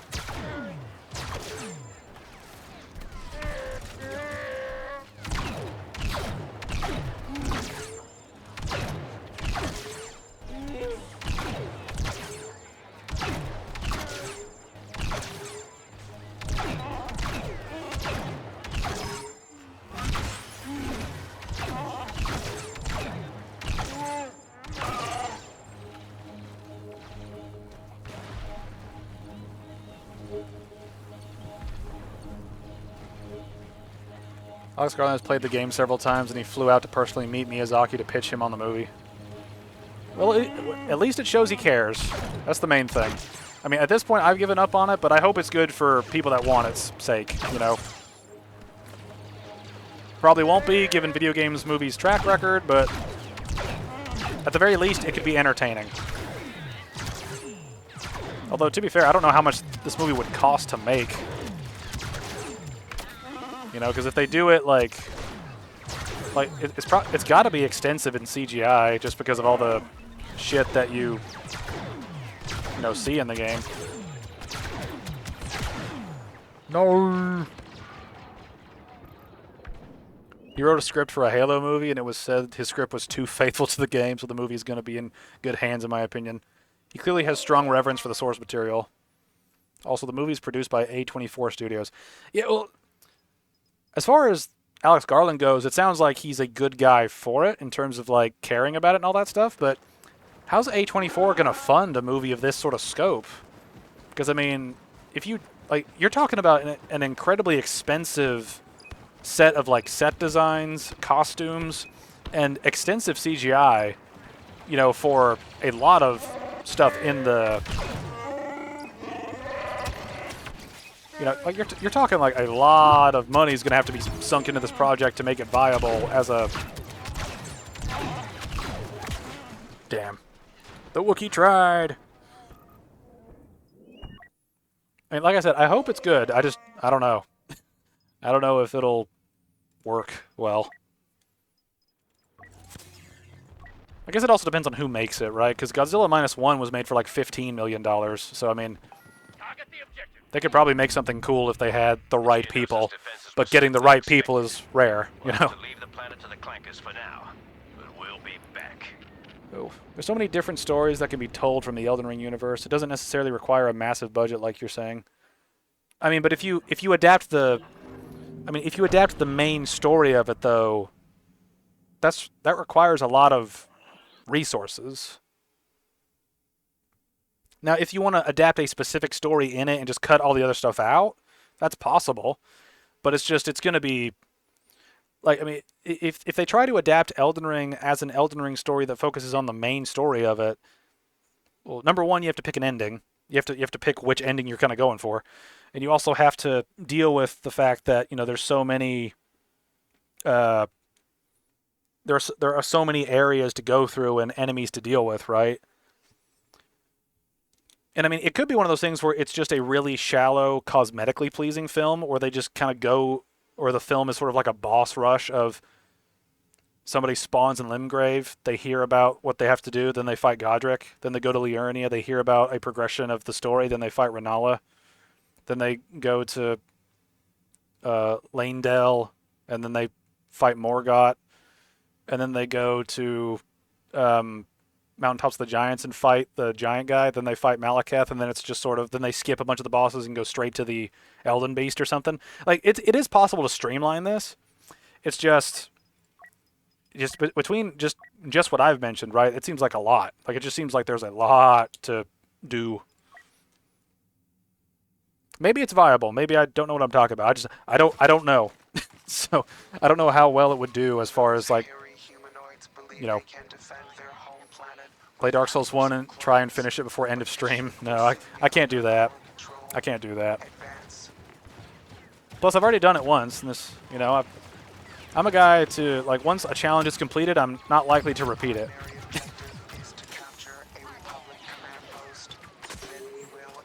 I could see him focusing on something in the past, like making a movie about the lead up to America shattering the Elden Ring. I mean, that would be cool. But I mean, it's sort of one of those things where it's like, is it going to be a Elden Ring video or an Elden Ring movie that focuses on Elden Ring as a plot, or is it just going to focus on the lore and pick a specific story? Because I feel like it would be kind of disappointing for a lot of people if they go into it thinking it'll be like Elden Ring the game, when it's really just a specific story from that universe, you know? I mean, the stories are interesting in the Souls series, and there's plenty of opportunities to make good stories out of those in terms of, like, movies and stuff. It's just making them for an affordable price, you know, seems like the biggest sort of issue given what they have and the audience that already knows what that stuff is, right? Because, I mean, the built-in audience for Elden Ring, right, would be, what, like 30 million people, roughly? You know, so that's like, if tickets to go see that movie are like $10, which they aren't, but it's like they're more expensive than that in some places. But it's like if they're $10 for each of those 30 million, this film would make 300 million if everybody that played the game showed up, right? Now, if they brought their spouses with them, maybe 600 million. You know, if they brought their kids with them, maybe like an extra 200 million on top of that. But it's one of those things where it's like we're talking an exponential amount of people would have to come. You know, unless this thing is just a very low budget, sort of simple execution type of story. I guess my thing is it's doable, but it requires all the right elements and the right management to make it work and make it reach the widest audience that would already be interested in that type of stuff. You know, and also streamlining a game is a significant issue in Hollywood, it seems. You know, taking a long story and cutting it down to where it works, you know. I wouldn't mind it being a specific story, and I have a feeling that will be the approach, but I get what you're saying, yeah. It's definitely going to be low budget. The most amount of movie A24 has ever spent on a movie is like 40 million, I think. Yeah. I mean, it really just comes down to, like, what are they going to do, and how well are they going to use the budget, you know? Because, I mean, you look at the Lord of the Rings trilogy, and those movies are heavy fantasy with a lot of special effects, and they cost, I think, like $100 million at the time, which is like around, I think, 250 at this point.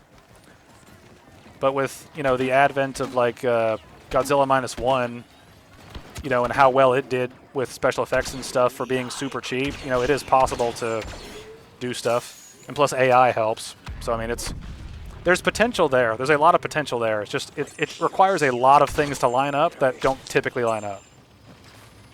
But, I mean, I hope it turns out well. Again, I don't want the project to fail. I'm skeptical of the materials being available for it to work. Do my methods disturb you? No. Feels like it's unfair to compare things to Lord of the Rings. It kind of does, but, I mean... Sport is what matters, not credits. Now, it is over.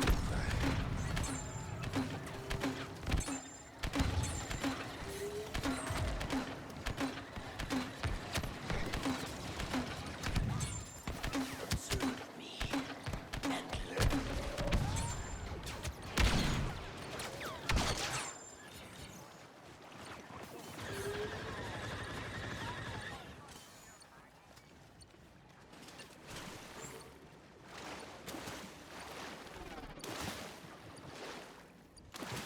I don't really get why Boss can jump so high.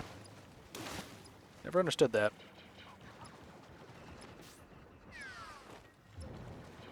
Poison fills your veins. I mean, like I said, I hope it's good. My task is to finish what you could not. And I mean, this is one thing, if they manage to make a really good movie for like 50 million or so, and it properly adapts this, you know, I mean, video games have a rich, largely untapped history of stuff that could be adapted for Hollywood, right? And they're starting to sort of turn their eye toward video games more seriously after, you know, certain things did really well, like the Mario movie making like $1 billion, and the Last of Us TV show, at least in season 1, doing pretty well.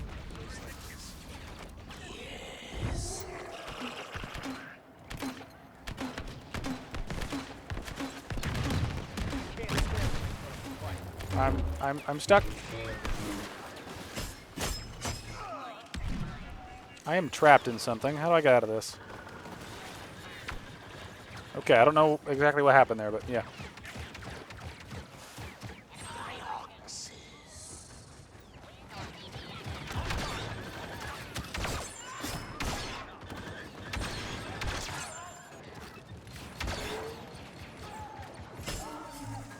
I take my bounty.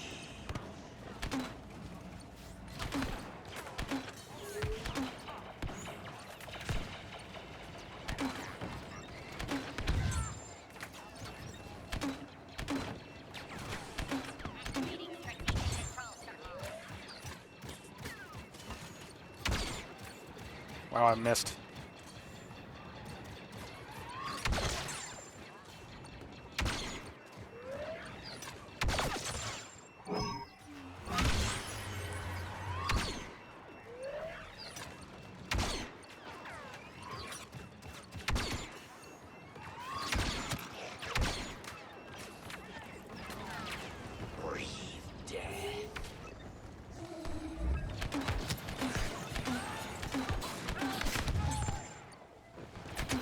Go away.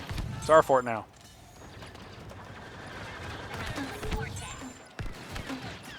Others will hear. Others will come.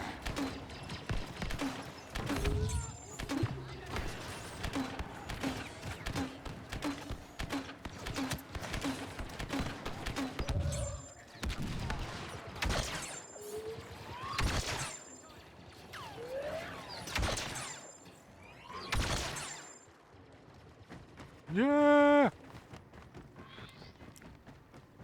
One thing that speaking of like video game movies, I actually think that there's a serious potential with like if A24 manages to like successfully do this Elden Ring video, there's a real possibility that you know they could make like a good like Doom movie, because it wouldn't be that hard to make, like in terms of like if you just make a bunch of like you could have a bunch of the basic demons just be practical effects.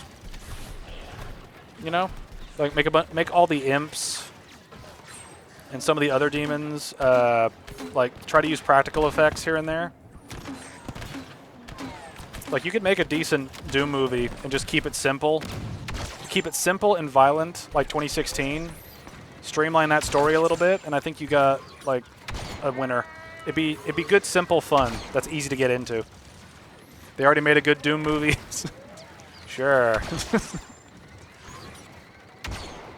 I actually need to watch those Doom movies and just see how they are.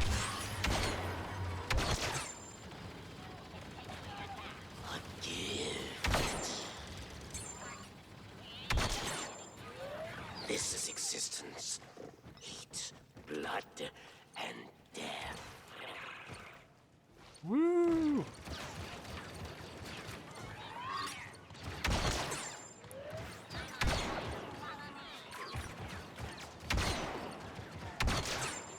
It's not spawn camping if they're spawning in front of us.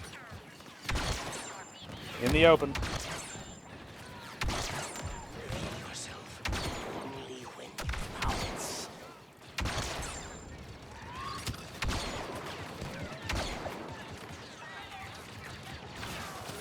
What kills you? Ah, you.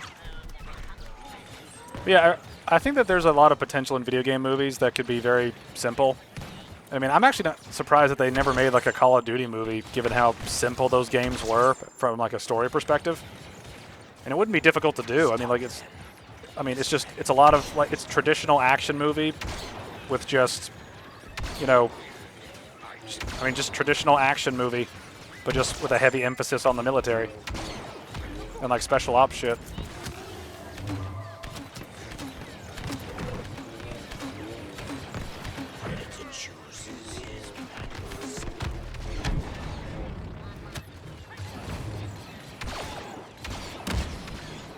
I need to make sure I do not get pulled off this fucking thing.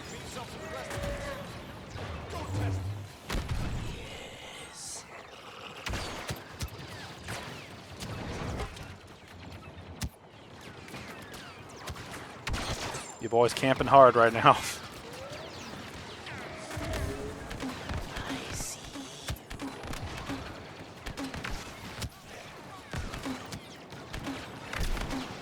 Oh shit. No! Back to the safe place. The safe place is not safe anymore.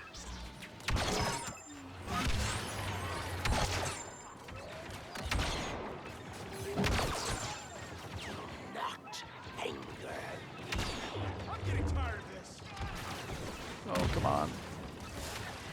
Annie, please die.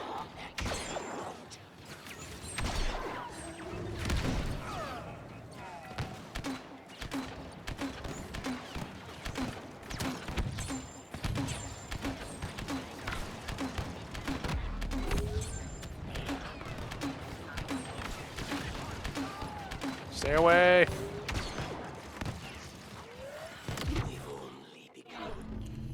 The Yes. Sheik has been subjugated. Any resulting unrest among the local populace is to be put down at once.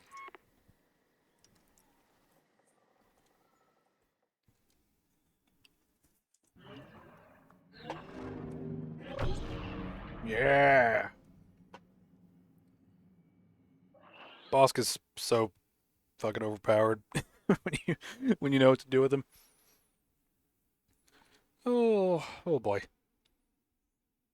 But yeah, there's a lot of video games that could be adapted into a movie successfully, and I'm surprised that it's sort of one of those things where when you look at some of the other adaptations of video games into movies, some of them aren't actually that bad. It's just they didn't make enough money, right? And I feel like if you like adjust the budget accordingly, you could actually have a pretty successful model. You know, like I mean, like I know it's past the point of where it would be viable for Call of Duty to make a movie, but I mean, if you made like a COD 4 movie in like 2011 or something, you know, you could probably make that for like $50 million just with a bunch of practical effects and probably make at least like $100 million back. Maybe even more if it's good. You know, there's a lot of potential, but Hollywood doesn't seem to like potential. It seems to like stupid. It seems to like spending money on things that have failed in the past. Droids will attack any moment now. We must stand against them, brothers. Man the defenses. I don't get it.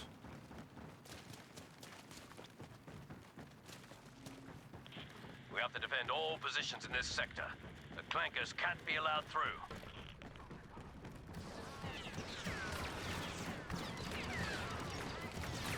Turret ready.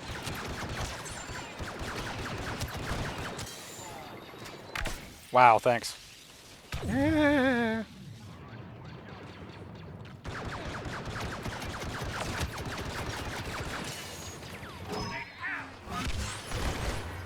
Turret, kill them. Kill them. All of us were born to fight.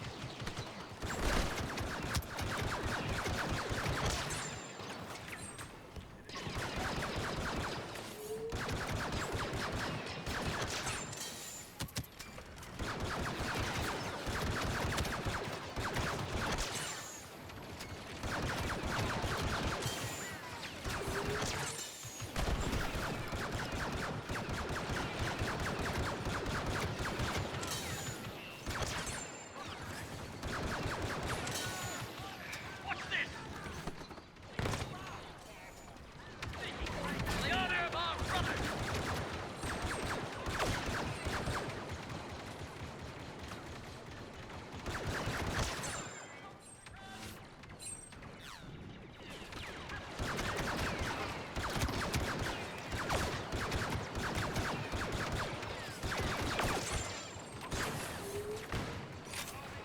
Here's one thing. Since we talked about the Remembrance series earlier, if you had to pick which franchise for me to tackle after I do the Transformers ones, would you rather I go through the Pirates of the Caribbean series, or I go through the Star Wars series? Because those are sort of high up on the list for ones to do after Transformers are done.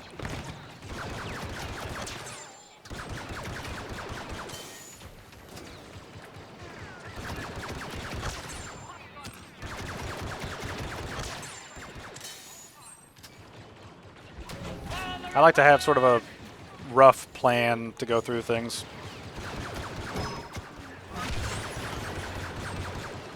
Star Wars would be interesting. It would be interesting, and it is kind of high on my list to go through Star Wars at some point. It's just, once I start it, I have to kind of commit, because I wouldn't want to do just like the OT or just the prequels, or, I mean, I kind of just want to do the prequels and the OT, like just George's vision. But if I do all those, then I have to do the sequels, you know, because people want to see me make fun of the sequels, or people that love the sequels want to desperately defend them, so they want me to do it just to make fun of me. But I'd want to tackle the franchise proper, and yeah, it'd be weird.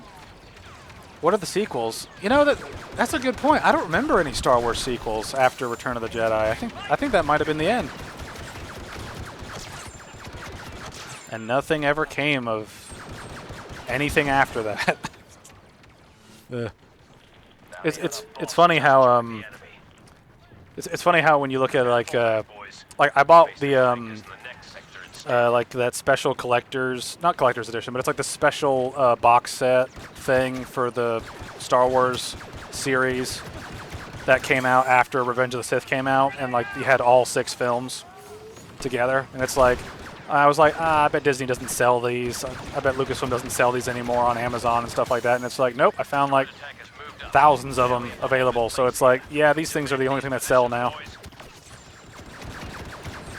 I'd actually be curious to see what the difference is, the pack of films with the, like, I'd be interested to see what the difference would be between, like, how well, like, a OT set sells, how well a prequel set sells, how well a sequel set sells, and then how well George's 6 films sell together and the entire, like, 9 series sell together. I'd be really curious to see how those metrics break down.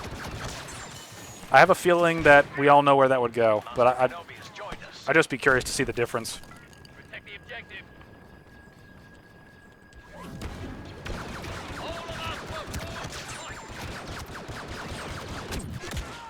No!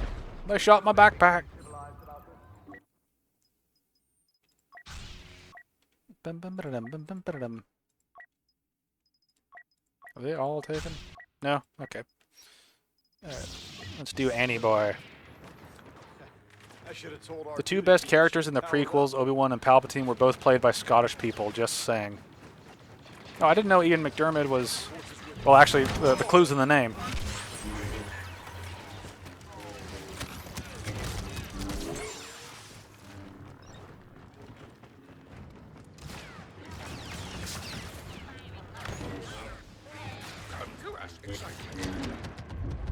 I love it when I think I'm hitting the button, but I'm not hitting the button. Woo! Annie Boy needs some help. He's not as chosen as he would like to think.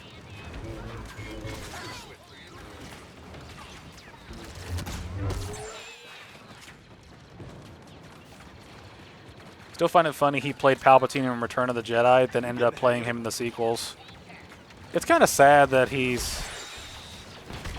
I mean, it's kind of sad to see all of, like, the prequel people, like, slowly coming back to do shit when it's like, it would have been better off if you just stayed out and just didn't come back. But, you know, I feel really bad for Hayden Christensen.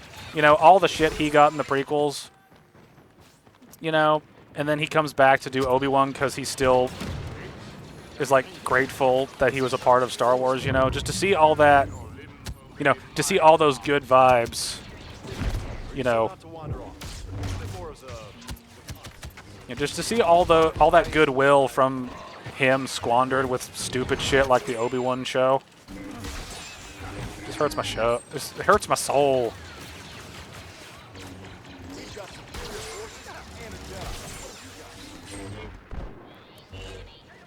Hayden was actually pretty good in Kenobi and Ahsoka.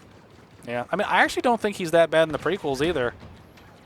Here's one thing, I don't think it's actually Hayden's fault for the way Anakin is portrayed in the prequels. I think most of that comes back to George, right? It's the dialogue that Anakin has. It's not necessarily what Anakin is, it's not necessarily the way he's acted that I think is ultimately the problem. I think it's the script.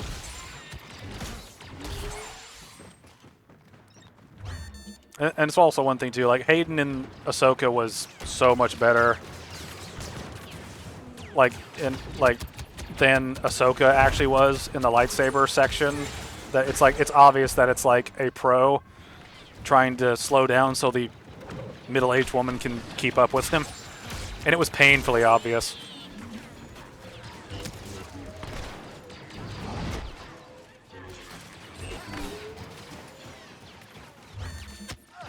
The sand meme kills his chances to be taken seriously. I mean, I know it's a meme, but I mean, as a phrase, he's not wrong. I mean, sand is coarse, rough, irritating, and it gets everywhere. I mean, he's not fucking wrong. Yeah, it's not a good pickup line, but he's not wrong.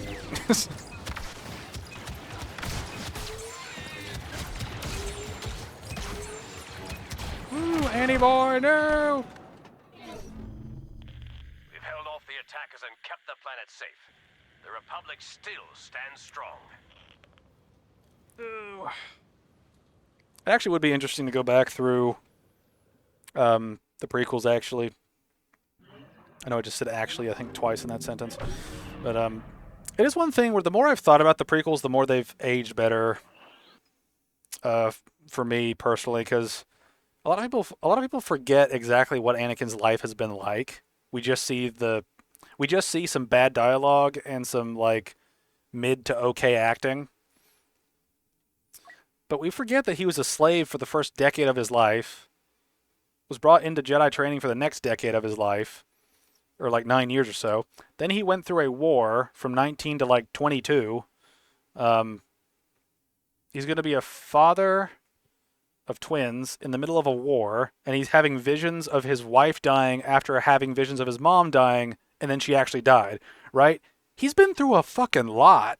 Like when you break it down like that. Like, so I kind of understand him being kind of like messed up. Now, are the moments he has in Attack of the Clones and Revenge of the Sith perfect in every way? No. There's a lot of moments where I'm just kind of like, this is just not good, George. It's not looking good, George. But I think I think the hate for the prequels went a little too hard when they came out because they are so different from the OT in a lot of ways. And no, I have not seen V for Vendetta. I've not seen it.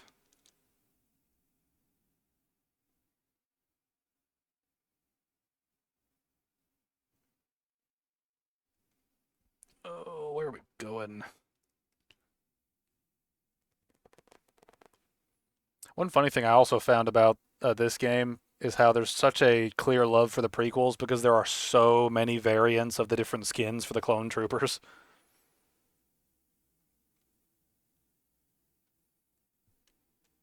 It's just like I think there's a total of like 50 skins for the clone troopers across like the generation 1 and 2, and every other group gets like 6.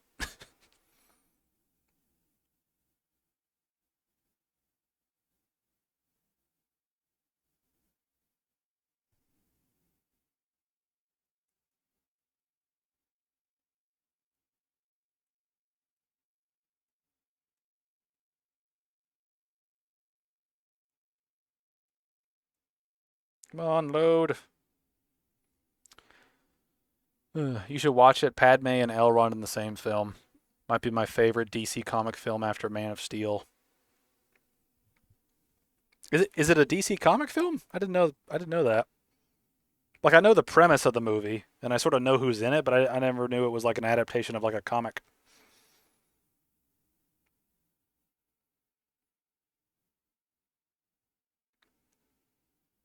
Speaking of DC, it's been kind of funny like uh seeing all the shit that Superman got and how it's like how is James Gunn the James Gunn's plan is that there is no plan.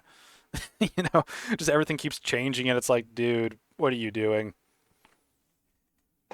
Especially after hearing what's in Peacemaker, right? Going from like Man of Steel, who's supposed to be like hopeful and wholesome, and then you get like bisexual orgies in Peacemaker. It's like, I think you don't know what the fuck you're doing, James. I don't think you know what you're doing.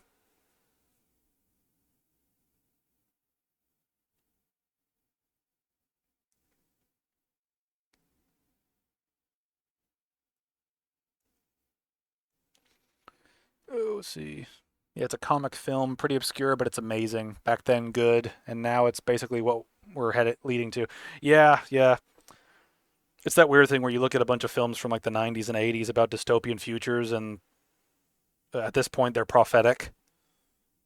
You know? Are we ever going to load into this Hoth match? I like playing on Hoth. Come on, let's do it.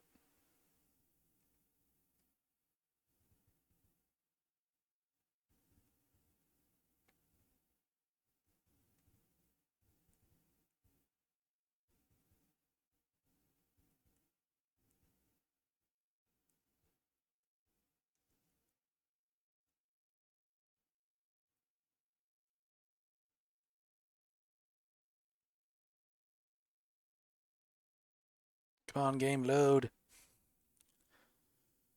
Was catching up on F&T before the stream and before the stream started, they were talking about Lex saying about listening to an orgy. Yeah, it's just, that's not the kind of thing that I think is appropriate for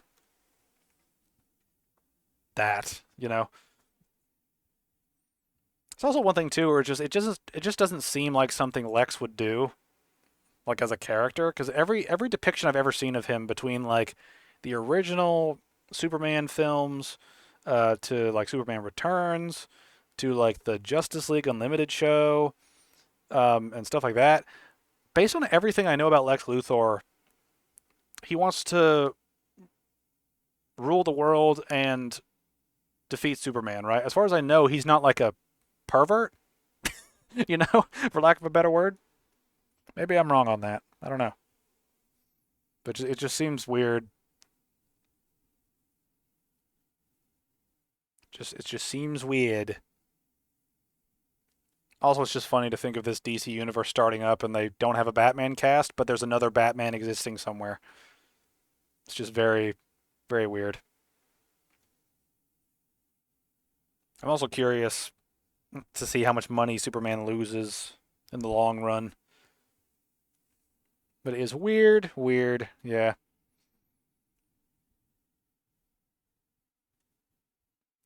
Yeah, I'm pretty sure this Hoth thing is just full on bugged at this point.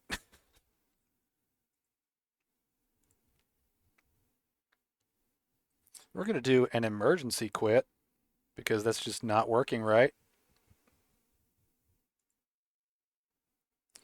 It's not working.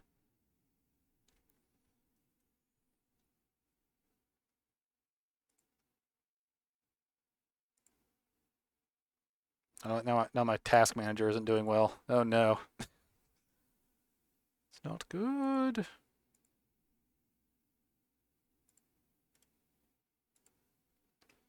All right.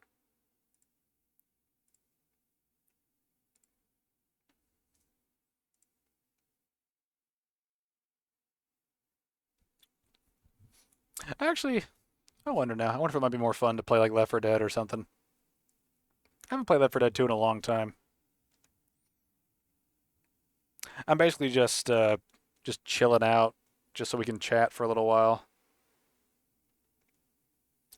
So let's play some Left 4 Dead 2. Haven't played that in a while.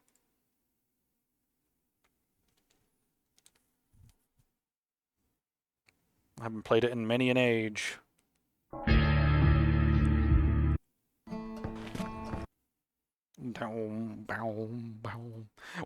One commentary I do want to do in the future is doing a Left 4 Dead 1 and the Left 4 Dead 2 commentary, because I think there's a lot that you could say about these games in terms of how they work and how sometimes simpler is better.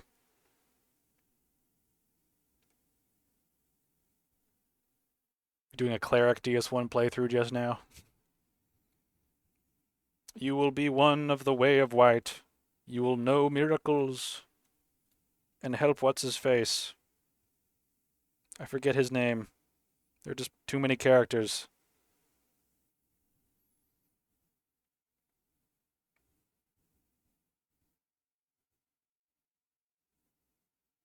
Oh.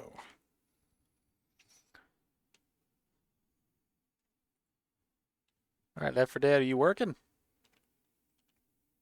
My game's just not working right now.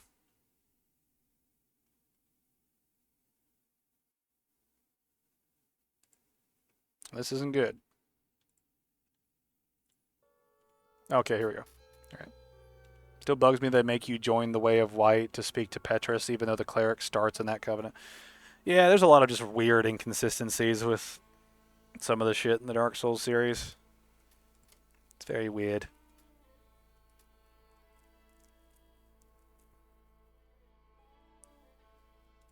Let's see. I want to play Mutation while we're doing this, so let's.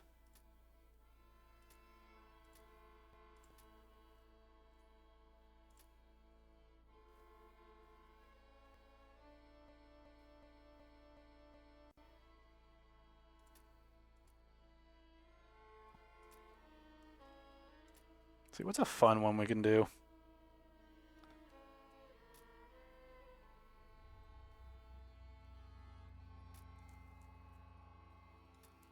Let's see here. I don't know. What annoys me more is how many people online don't know you can join the Warriors of Sunlight without 25 faith if you follow Solaire's quest line. Yeah. Well, one thing about Dark Souls 1 that has kind of ground on me over time that will sort of pop up in this sort of like all boss run series that I'm working on right now is just a lot of the restrictive covenant stuff is really annoying.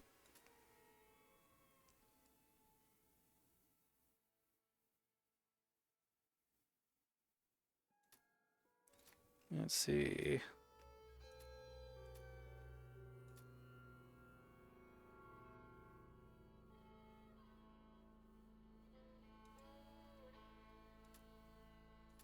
Let's do Tank Run. I don't think I've played that at all. Tank Run. All right, what map do we want to do? Let's see. What's a fun campaign to do this in? Let's do Hard Rain. Should be fun. Oh yeah, I forgot I replaced everybody with like mods and shit. This is the problem when you have a game that has a bunch of mods and then you don't play it for a long time. You forget how the mods work when you like get back into it. Should be fun though. This is another reason why playing these games is fun, just because the mods for it are so like fun to use, depending on who you replace, what sound files you replace, what enemies can turn into when you've got mods in. So let's see what mods are available right now that I've got installed. We'll see how it goes.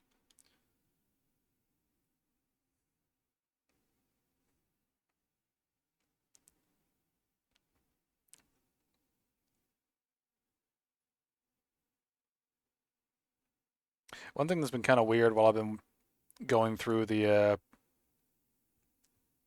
only get mods for Bethesda games, being a console gamer. Yeah. PC Master Race. Woo! But yeah, anyway.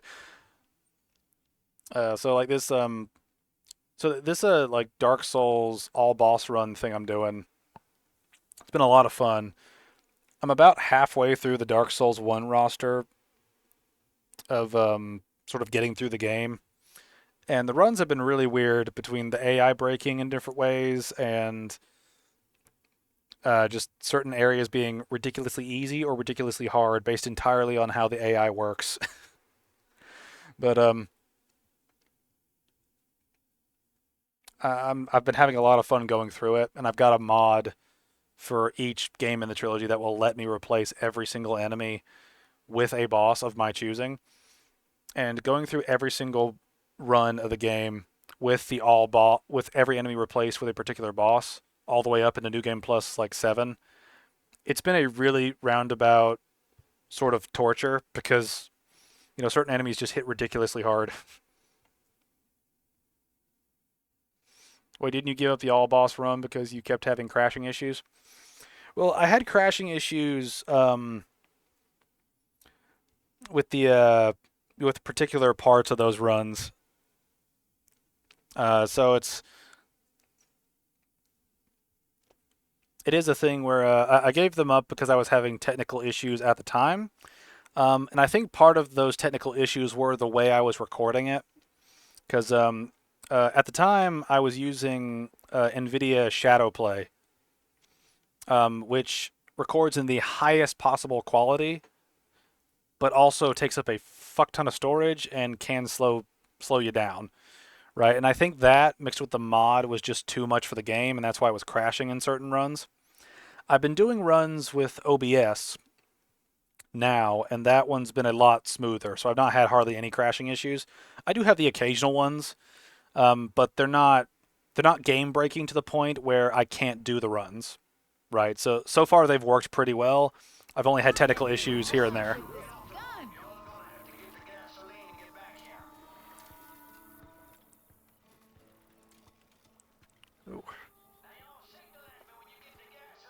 But I missed the all boss videos you did a few years ago. They are fun. I've got a lot of them ready.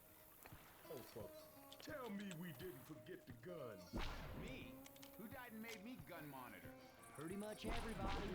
I forgot I got like sound effects, but textures are weird. Oh yeah, tanks. Oh, this is off. Oh, okay. We can't play this. I need to turn off that fucking music mod. John Williams will come to my house and murder me. All right, let me look. Apparently, I put a bunch of Star Wars mods in, so I need to find where that fucking music was coming from and turn that shit off. That's one thing that I really do hate about the Star Wars stuff is just like the movies and stuff are fine, but the music is copyrighted to shit. It's just really, really weird. It's just really weird. Okay, so that's working. Okay, let's do this again. We'll do that again. But this time without the Star Wars music that'll copyright and destroy the stream. But yeah, as far as the All Boss Run series, I did restart it. I've got a bunch of videos recorded, and they will show up on the gaming channel. They will show up at some point on the movie, not the movie channel, the gaming channel. Do we trust that guy to come back? He's good people. Fair enough. But you're the first 3 people in the world I have ever trusted. Shit, I don't even trust myself. Well, I don't know, Nick. I learned to trust you. So what do I know? In that case, I don't think we can trust your judgment in this matter. There we go. Actually, no, I should probably have a gun because of tanks and shit. Yeah, Duel of the Fates might top my movie songs. It is a really good piece of music. Oh, hey! We might be dead. Don't hit me to the water!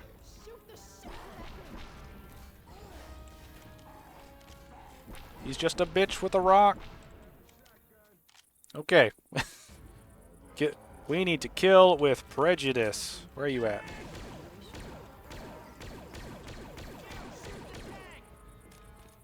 Oh no. Oh no. Bad juju.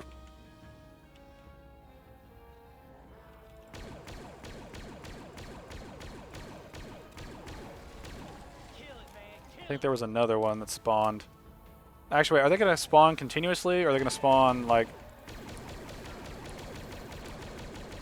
This might be better just to run to the exit. Oh, we've got infinite ammo. Okay, I need to keep that in mind. I probably just need to run to the next checkpoint. Sorry, Coach Zenyatta. Woo! This is going to be absolutely stupid. Doing this.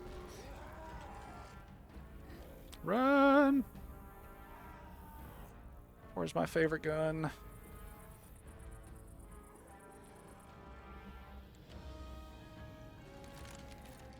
Not my favorites, but they will do.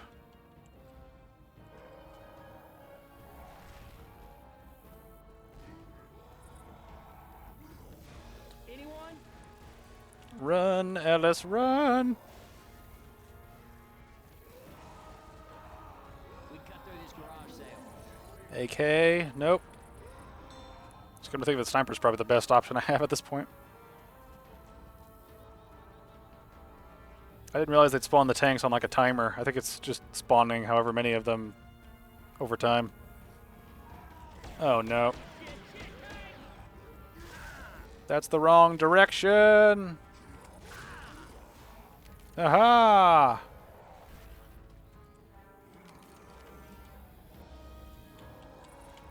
Think you'll cover me? Oh no. No. Oh no. Oh no. No, no, no, no. Run, Ellis, run. Run, Ellis, run. Hey, there's a safe room right up there. Yep, safe rooms up here. Stay away. Anyone? I hope they don't spawn in here.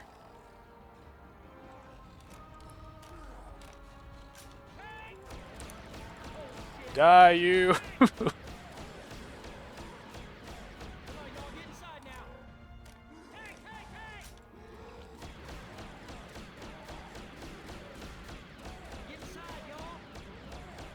Maybe the tanks just spawn because I'm near them. I don't know. Come on, y'all, get inside.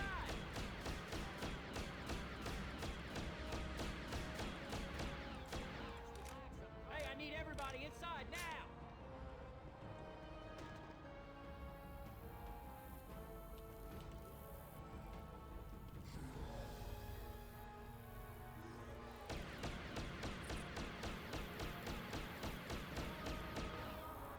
The sooner you guys go down, the sooner I can live.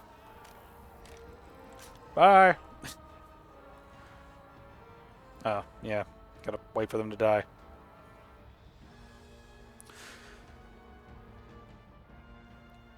But yeah, as far as like music from movies goes, Duel of the Fates is definitely up there.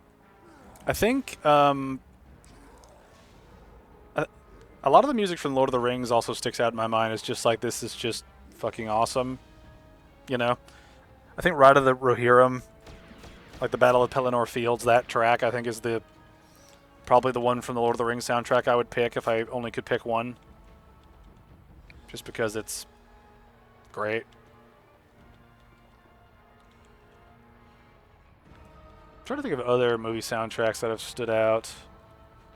It's one of those weird things where the Pirates of the Caribbean soundtrack, it's got like a good main theme, but I don't remember any real music from it besides the main theme, Davy Jones's song he plays, and sort of like the eerie music. Hello, hello. I think I'm finally going to do a sit-down watch of all the extended Lord of the Rings movies. It's a lot of fun. We've been doing that. We did that last week from like Wednesday to Sunday, just watching them whenever we could, and it was a lot of fun. Planning it for a cold, rainy weekend. It would be a very fun thing.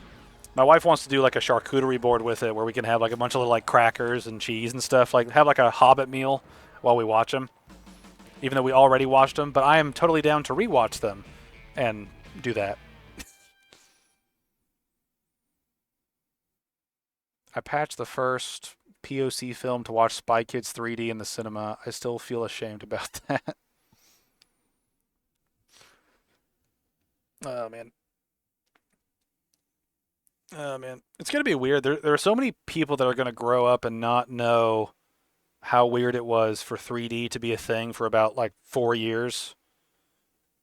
From, like, 2007 to, like, 2011. And then, like, kind of tapered off over time. But yeah, I remember Spy Kids 3D and how forced the 3D was. They were so impressed with themselves by having like 3D and having shit fly at the camera. I'm kind of glad 3D died though, because it was really annoying to have to wear those glasses in the theater. I mean, I think the technology's gotten a little better, so it's not as bad, but I think it's still kind of annoying that 3D sort of came and then, like, 3D is not a bad concept for movies, but it's really annoying when you have to like wear special things to it. It also costs more.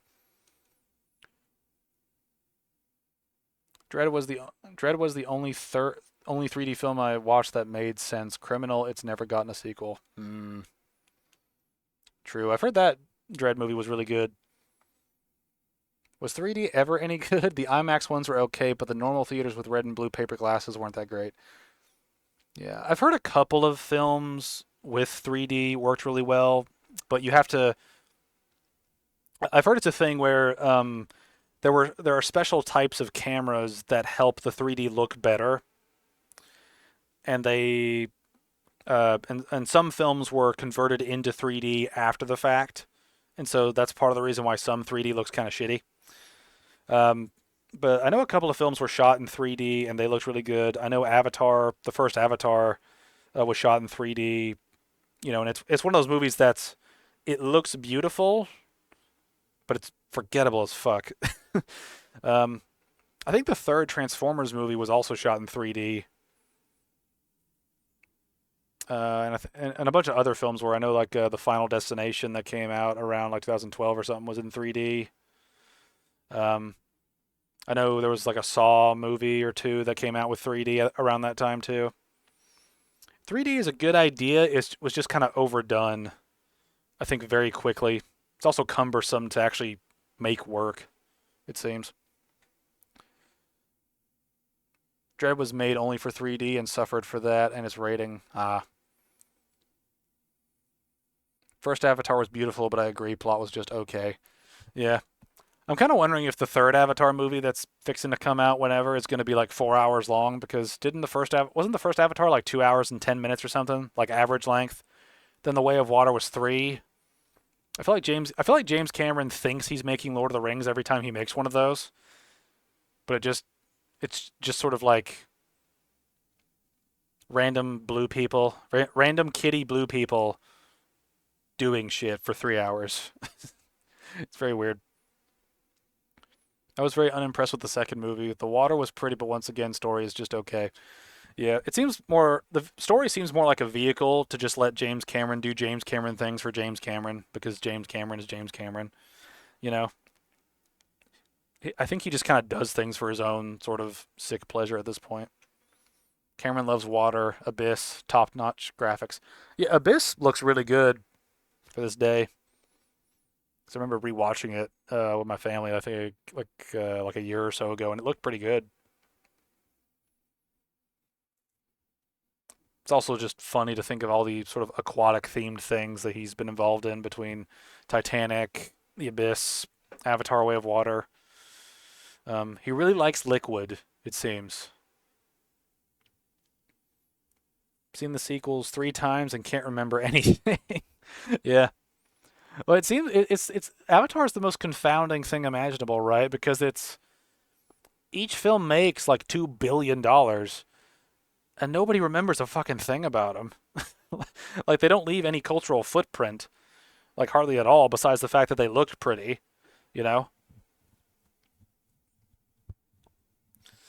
And it's just a weird thing of like it might be the model for a lot of Hollywood films coming out in the future, where it's just, like, we're going to make a pretty spectacle that you and your family can come to and watch and enjoy, and you won't remember a damn thing when you get home.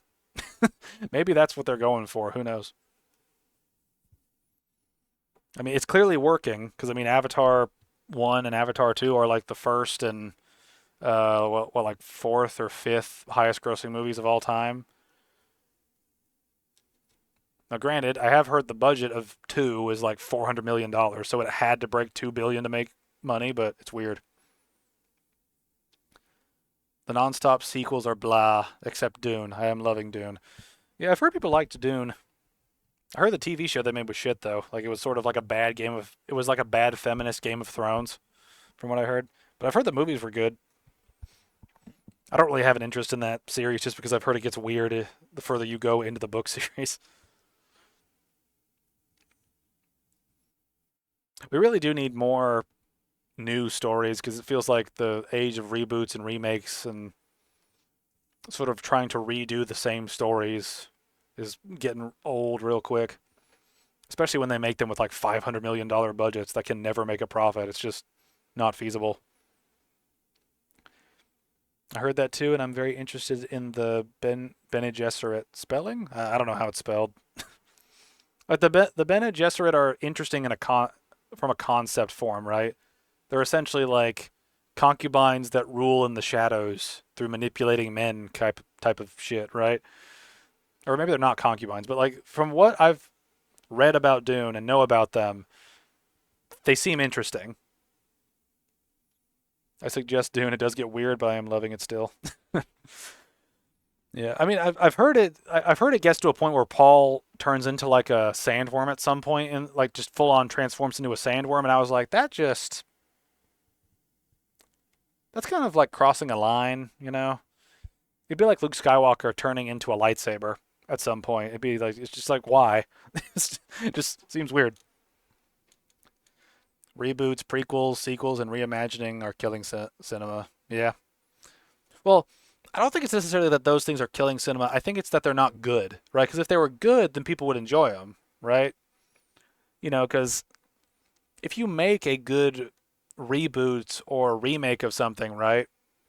Or a good sequel or a good prequel, it will succeed, right? I mean, you look at Inside Out 2, right?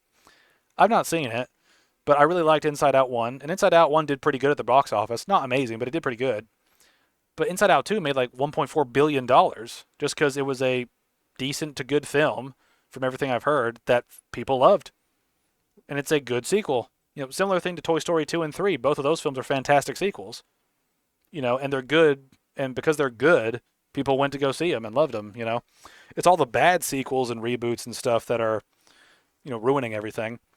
And people liking bad sequels is also part of the problem. When you get to like Alien Romulus being terrible for the franchise, but it made a good amount of money, Then you've got different franchises that have films that are terrible, but they make money, and so they keep doing it. It's just really just all over the place. See, they have a genetic experiment of sorts they are using to control the universe. It's heady stuff. Oh, actually, no. Imagine a lightsaber corrupting its user. I'm imagining a lightsaber holding a lightsaber. Like there's a lightsaber with two little like strings, like holding another lightsaber, and you're watching two lightsabers fight with lightsabers. Makes me think of a Bug's Life when they do the Robin Hood bit and the stick insect is used as a sword, but it's like that with lightsabers. It's absurd but funny. Ew. I think Left 4 Dead 2's given up on us. The games are giving up on us today. It's not cool. It's not cool. I've got to quit this shit. I want to find something that'll exist without freezing and dying.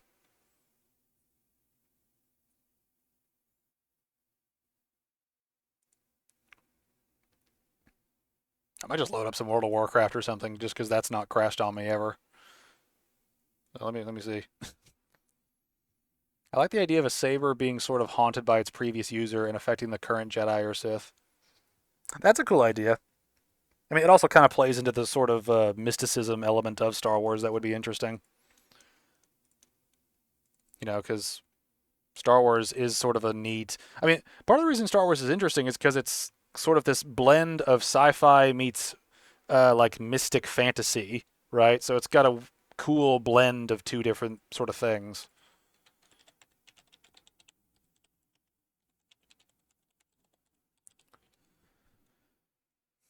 And that's sort of part of the fun of it. It's an interesting take on sci-fi, right? Because it's got that extra sort of level of mysticism.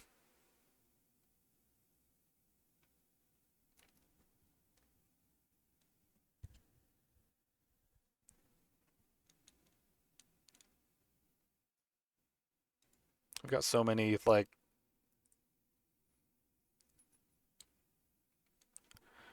we've got so many things that could be told as good stories, and it's just so many people screw them up. It's one of those things that I'm sort of like curious about. I'm really curious to see how the Mandalorian and Grogu movie does, because I feel like it's gonna bomb hard. And I was watching Friday Night Tights talk about it, and when they were talking about it, they were like, "This seems like a movie that's going to, like, it's going to elicit all the right responses from women that like cute little creatures, but the only people that are actually going to go and see it are people that are already in the Star Wars fandom that are already women like that, and that group is just not big enough to, like, support a movie like that's over like $100 million budget at the cinema, you know."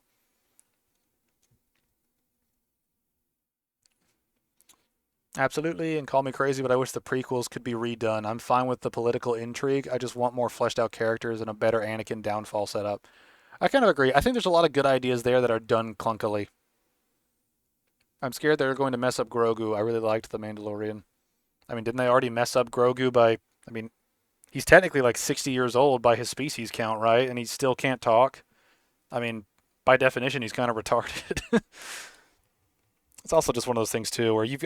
Someone pointed this out, and I thought it was a really good point, actually, is in the Mando and Grogu movie, you have a character that you don't see their face, and you have another character that can't talk.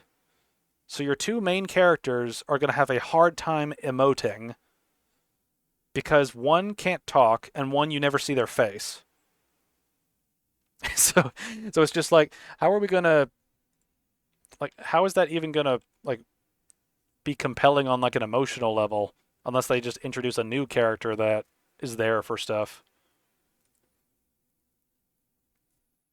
Yeah. Yeah, it does rely heavily on body language, but at the same time, it's like, how much body language can, can little Grogu have? No. Grogu is the least interesting part. It's the Mandalorian that's interesting. Yeah, well, it seems like they can't focus on the Mandalorian now because they kept bringing Baby Yoda back.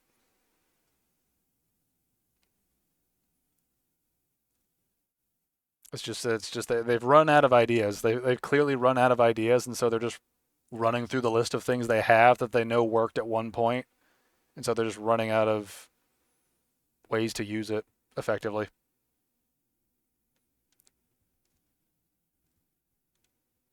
Which is a shame because, I mean, it's sort of amazing that with a galaxy as broad as Star Wars, they managed to make the same mistakes over and over and over with different characters. You know, in terms of like a ratio from potential to execution, someone huffed a bunch of paint and drank a bunch of glue in between those like last couple phases,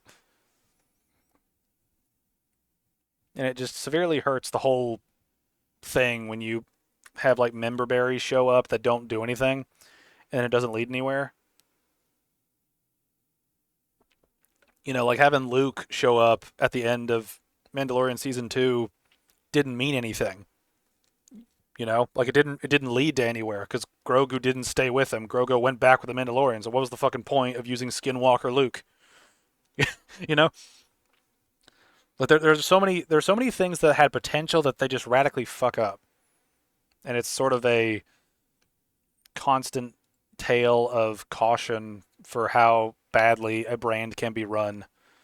Because, I mean, ever since The Force Awakens, it's just been a downhill trajectory. Yeah, each of the sequels made $1 billion, but they lost money over time. They lost a significant amount of money over time. It's upsetting how badly Star Wars has been done lately when there's so much potential and so many good ideas. Yeah. Yeah, and the problem is that like the work was done, right? Like the work was done for the sequels, right? And other stuff in the universe. I mean, there have been tons of Star Wars stories told through books, video games, TV shows, comics that could work, right, as a plot for the sequels or plot for like a TV show or whatever. It's just they wanted to completely scrap the extended universe so they didn't have to pay anybody. Then they pick and choose which stories to pilfer for ideas, and then they do them poorly compared to their, source idea material. And it's just frustrating. It's just frustrating, and it makes me sad. It makes me sad, it makes me angry, and it's just pitiful.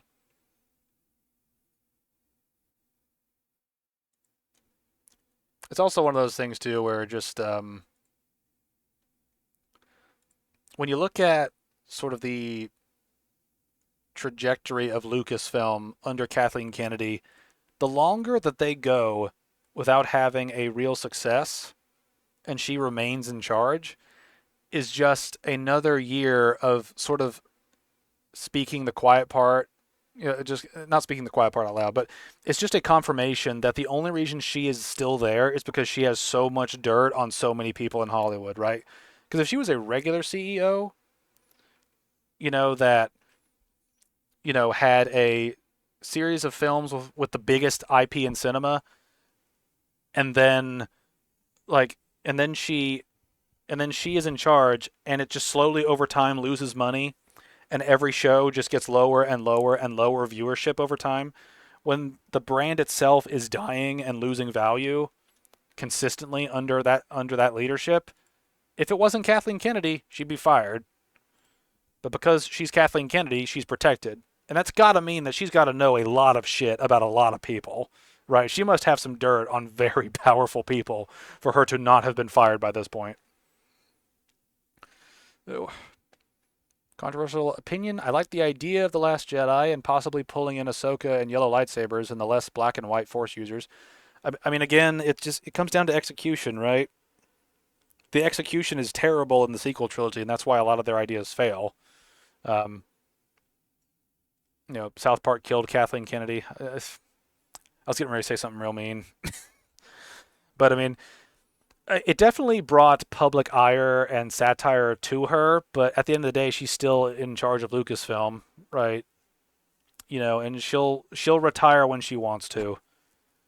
People have been saying it for years that, oh, her contract's going to run out this year and blah, blah, blah. It's like, no, she's still in charge. She's still doing what she wants. Ooh, I hated Rise of Skywalker. It felt like a cash out. Yeah, I mean, just the sequel trilogy in general had potential. The Force Awakens has a lot of problems that were sort of unrealized at the time. And then The Last Jedi fucked everything that The Force Awakens set up. Then The Rise of Skywalker fucked everything The Last Jedi set up and tried to grab any loose threads that were still there to make into stuff, right? And it's just the sequel trilogy became a clusterfuck the longer it existed. And it's sort of a interesting arc when you look at the story in terms of like how everything just got destroyed. I mean, we get a main character die in each film of the OT, and it's sort of symbolic in sort of a roundabout way. And it's also incredibly retarded, the ending of Rise of Skywalker, where Rey takes up the name Skywalker after burying the lightsaber of the Skywalkers. I forget if it's just Luke's or if it's Luke's and Anakin's. Burying their lightsaber, the lightsaber of that family, on Tatooine, right? It's just like there's so many problems with that ending that go unrealized because they just don't understand it, right? Like, Palpatine says, if you kill me, I'll, like, take over your body, right? Like, in the movie. It's a retarded concept, but he says that. And they kill him. So, technically, didn't Palpatine win? And then you've got this nobody who showed up out of nowhere and steals the legacy of the Skywalker line.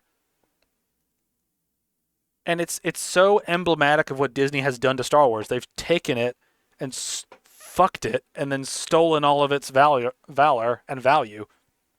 And it's just, it hurts my brain to think of how stupid it is to do all this shit. Not to mention how insulting it is to take this lightsaber and bury it on Tatooine, right? It's like, yes, let's take this family heirloom and bury it on a planet where Anakin was a slave, where his mother died in his arms, where Luke saw his aunt and uncle be murdered. It's just like I made a video about it a while ago that I deleted because I reformatted stuff. But my essential point was this is like burying the ashes of a Jewish person at Auschwitz, right? It's incredibly insulting to bury the lightsabers on Tatooine. It's incredibly insulting. And it just sucks that it happened.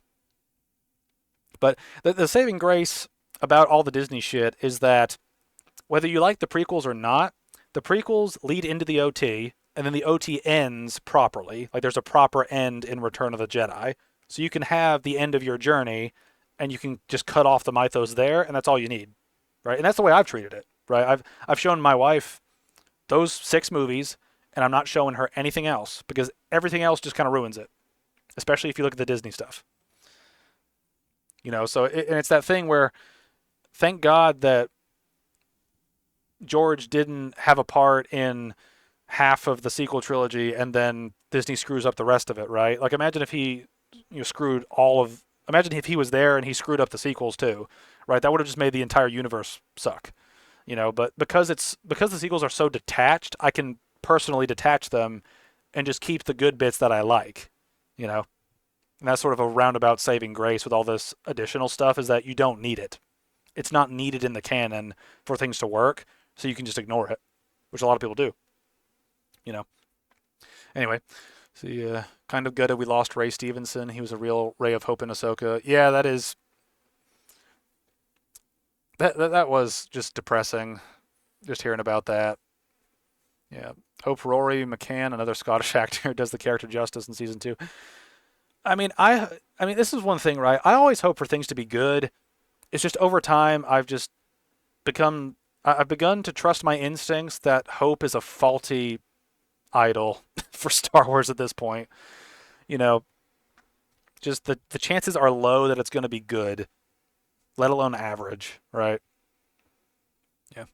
See, I liked Rogue One and Clone Wars. I mean, I watched the first couple seasons of Clone Wars and then dropped out of it, and I liked it for the most part, but it is one of those things where all of the stuff with the Clone Wars and Ahsoka specifically, the more dramatic and important they make Ahsoka, the more shoved in she feels. Because if she is so important to Anakin's backstory that she shows up in multiple TV shows,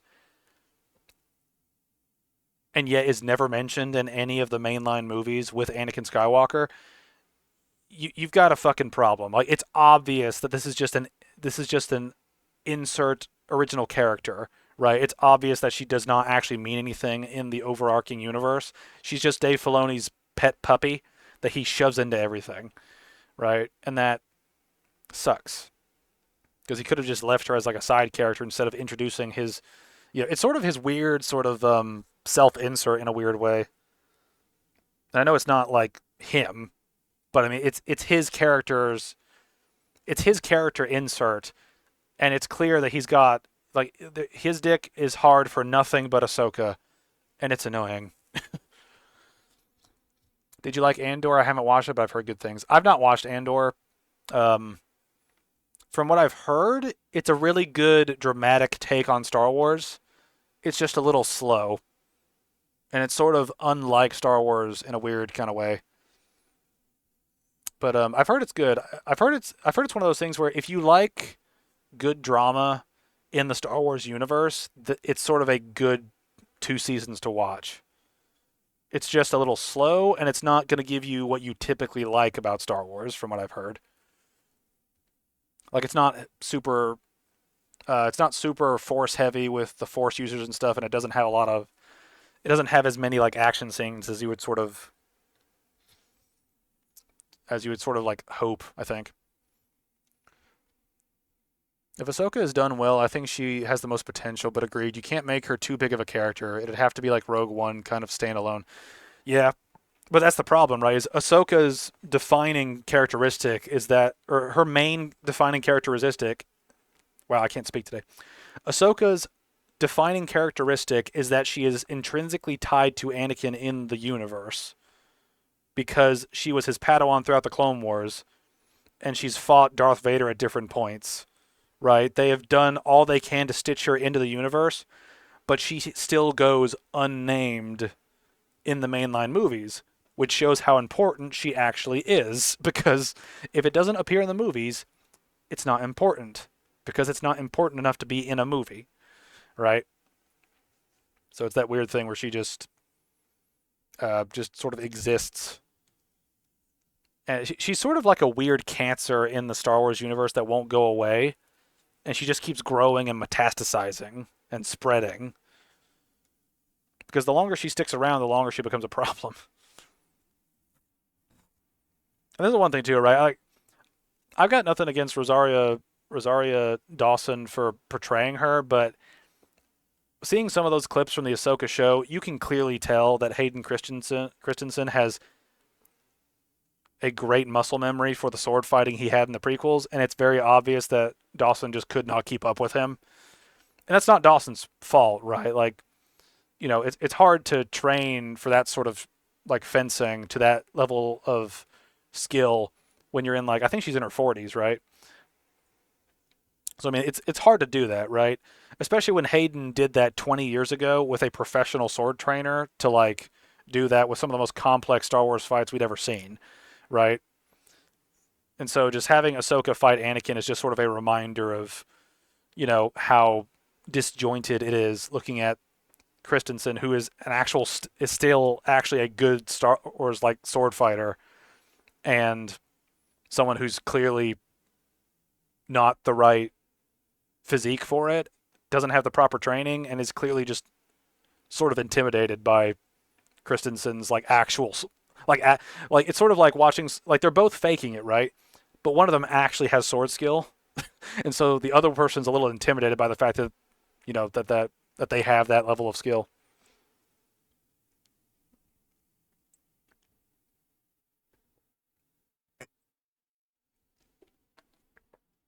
I would love to play Star Wars Battlefront right now if the game would load. I think just this whole thing is just suffering.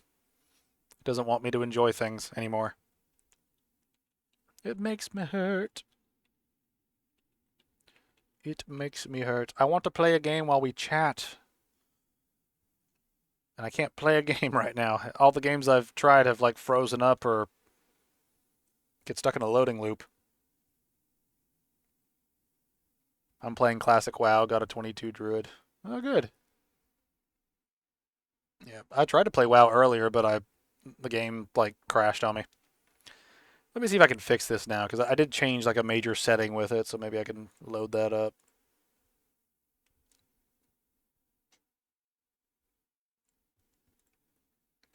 Let me try something here.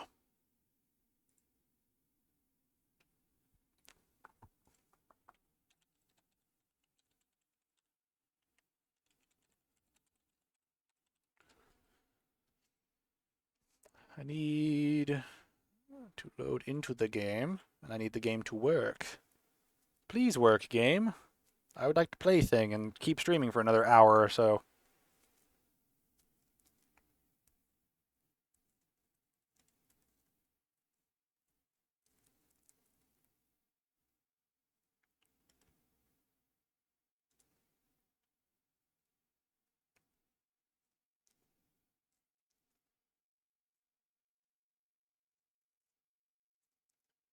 Maybe it's just the thing where the version I have doesn't like OBS for whatever reason. I don't know.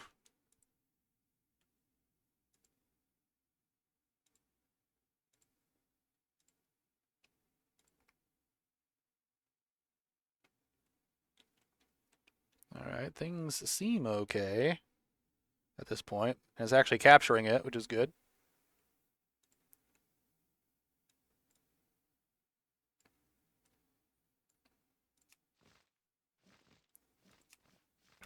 Alright. Alright, I got it going. Good. It works. Hallelujah. This isn't classic WoW, this is Turtle WoW, but it's sort of like a classic WoW private thing. Oh, nice to see some of the textures haven't loaded in. That's nice. What do we want to do? I don't know.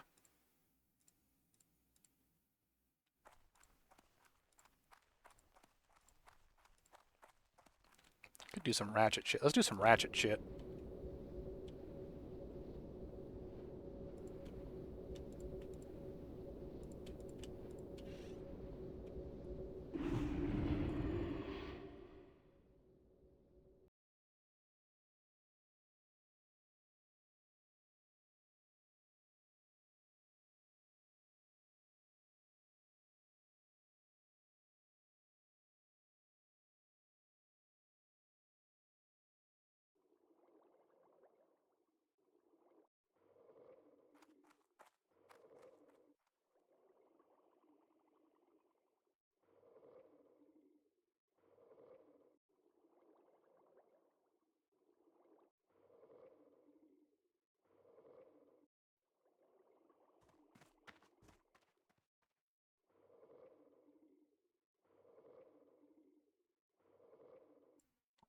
Alright, here we go. Alright. I get ganked every time I go to Ratchet on my current server. It's Horde heavy and I'm Alliance. Are you playing on like a PvP server? Where you can't switch off your PvP? Because that'll do it. Alright, what am I doing right now? Yep. Ah, yeah. Well, You either gotta grin and bear it, or you gotta hurry through whatever areas you're trying to get through, because there's one thing I've learned about humanity through playing this game is that there are a lot of nice people, and there are a lot of relentlessly ruthless people.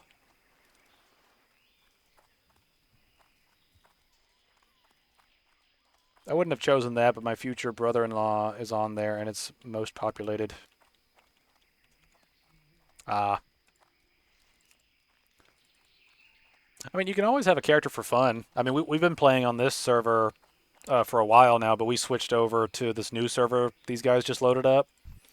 And this is basically like my first Horde character at this point. No, don't crash, game. No. Come on, you can do it, game. Load.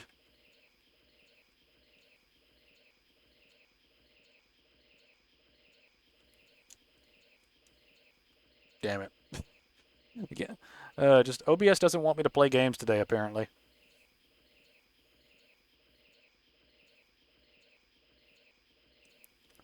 Oh, I want to do something with my hands. I'm a busybody. I need shit to do. Oh, there it goes. Hooray, it caught up.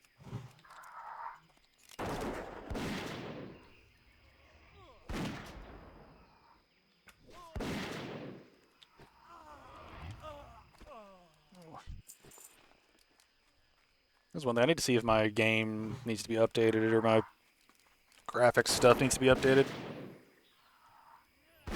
I need to check this shit.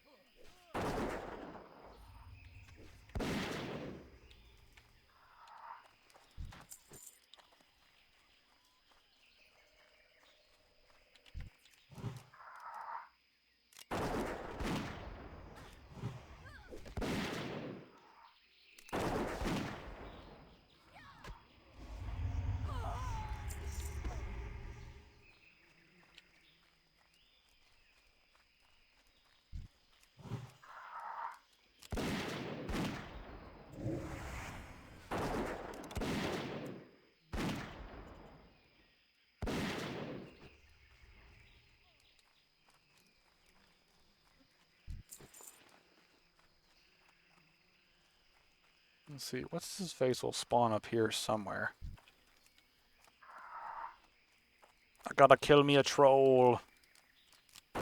A very naughty troll.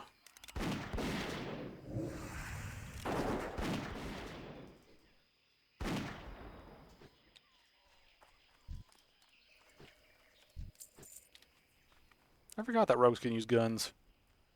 Or maybe that's just a server thing. I forget. I've played so many different variations of WoW that I can't remember like what the actual rules are across them all. Because I played retail WoW for a long time, then I played classic WoW for a while, then I played Ascension, which is like almost a Skyrim skill tree version of it where you can unlock all kinds of shit. And then this version has closer to vanilla rules, but it's made its own modifications. It's just weird. Yeah. I didn't think rogues could, lol. They like daggers.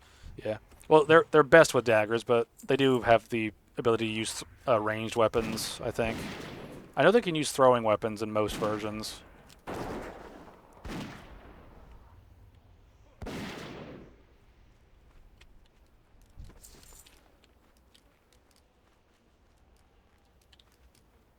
There's so many dudes. I just now realized I don't actually need to be killing you guys. My bad.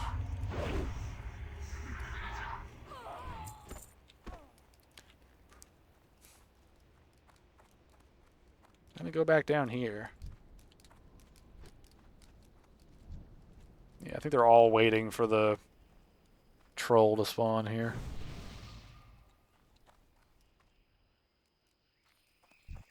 Okay, they're already doing the escort. It's either going to be a good thing or a bad thing. I'm about to make a mistake and go after some murlocs. Be careful. Where are you at in a classic, by the way? Like, what quest are you doing in what zone?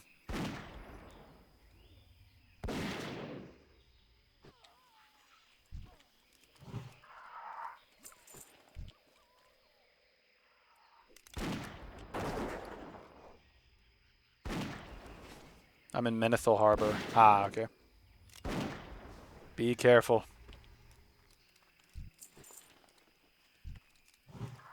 Just doing random quests out here. Yeah. I don't remember there being that many out there in the wetlands. Maybe I'm wrong. I haven't played through the wetlands that much in my time with WoW. I've always, like, skipped over it and gone somewhere else.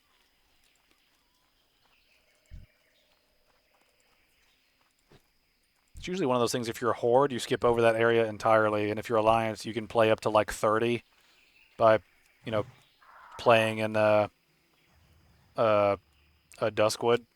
And then by that point, you go to Stranglethorn Vale, and Stranglethorn Vale has a ton of quests in it that I love doing, so I usually go there. Not a ton, just trying to level. It is the grind. The beauty of the grind.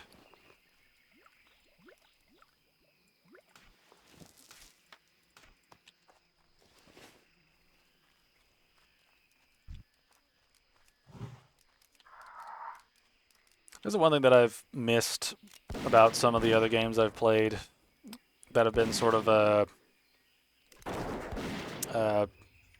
like RPG focused.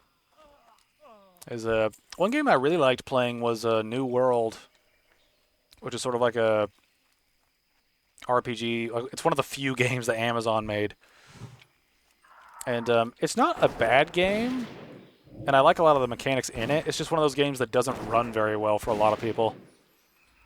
And it's one of those games that sort of it's very grindy, which is one of the things that I think a lot of MMOs get wrong. Is it's not about having grinding specifically that makes it an MMO. It's how the grinding works. You know, and the grinding in some MMOs gets to be a little too much. I think Classic WoW hit the sweet spot and made it very. Of course, he tags him right as I'm shooting. Damn it! No! And fish. It's so quiet out here. I've not seen any horde. Be careful when fishing.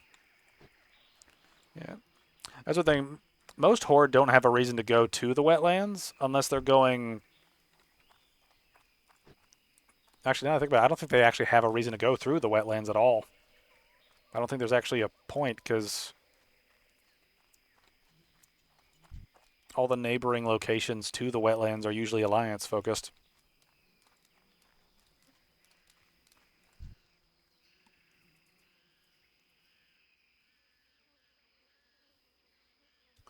No, lag spike, no.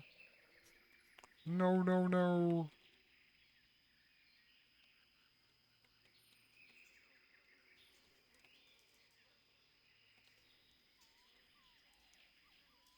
I think it really must be OBS that's screwing my game up, because I normally have a little lag spike every once in a while, but like this is a bad, like, just frame drop.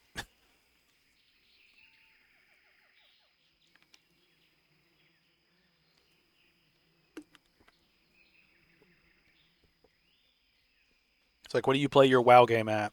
I play it at 1 frame per second. Keeps the challenge up, because I can't see what I'm doing.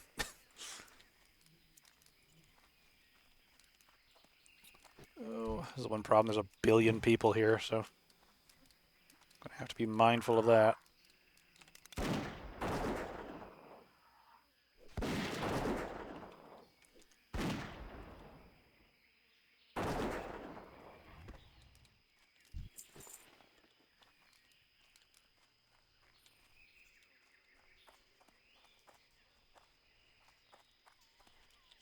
Why are there so many cannoneers?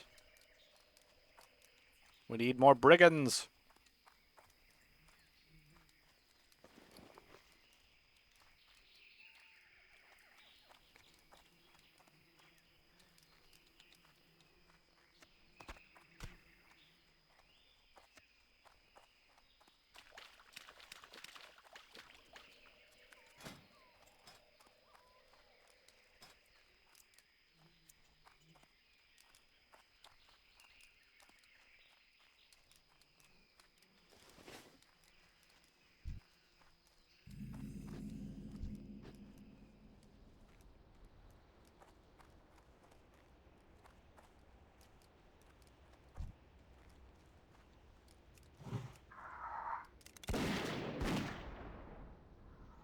I gotta say, loving a druid. Mana management is so much better than my priest. Good DPS, able to tank, jack of all trades. Yeah, druid is a pretty universally good class. It's one of those classes that's good at everything, but it's not great at everything, which I think is sort of the way it's balanced, you know, because a priest will be a better healer usually than a druid. You know, a paladin or a warrior will usually be a better tank than a druid. You know, mages and rogues and hunters will usually be a better DPS than a druid, but it's still good. Hey folks, hey Shan. Is this the last stream? I'm out of the loop. Yes, this is the last ESAS stream I'm doing. I don't know if you saw my community post, but the long and the short of it is my life is being taken up a lot by family, and we're about to have our second child, who's going to be the second of many more. And so my weekends are just not as free as they used to be, so I'm ending ESAS after this stream. This is the last one. If you go back in the stream or watch the re-upload, we ranked all the previous arcs that we went through on ESAS, which was funny. It's like the first hour of the stream is us ranking those. And remember that was fun. But yeah, this is the last stream, and we're hanging out until I have to stop streaming, which will probably be in maybe an hour or so. So come chat and chill and just enjoy this last ESAS stream. This is not the end of my YouTube activities at all. This is just I'm not going to be able to stream every Saturday anymore. So the every Saturday a stream series is effectively ending with this. I might revive it in 20 years, but we'll see. The chances are not looking good. But it's been a fun ride, and we're just kind of ending on a sort of a celebration of what we've been doing. You know, your boyfriend's a pally, his brother is a priest, so you just fill in where needed. Yeah. Good luck with your family, man. That sounds stressful. It'll be stressful, but we'll adapt and we'll be okay. Right? I mean, the biggest issue for me at this point is just making sure that we get to the hospital on time, we get home from the hospital with everybody okay, and we've got everything set up before then. That's sort of my job as the husband. So,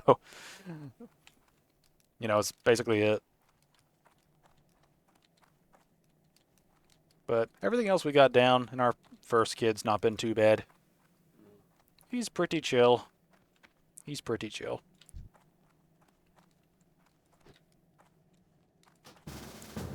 Everybody's camping the captain.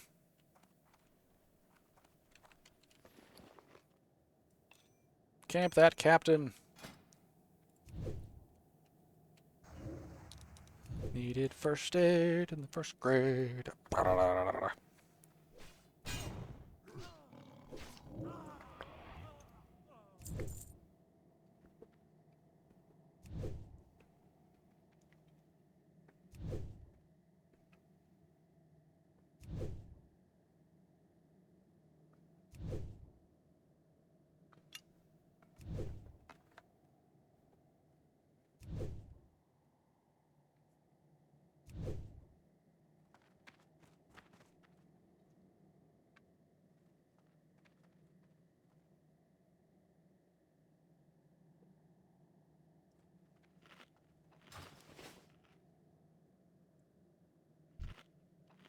Why is there a 60 mage here?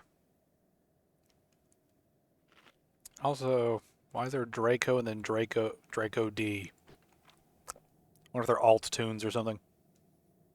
Might be.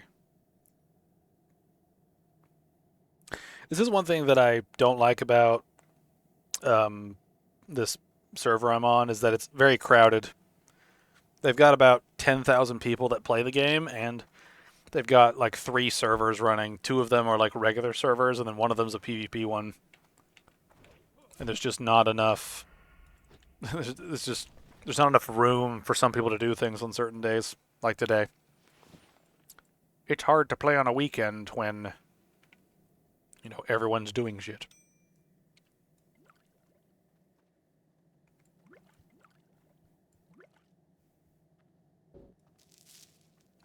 Jesus. Just look at everybody. We're all desperately trying to kill one target.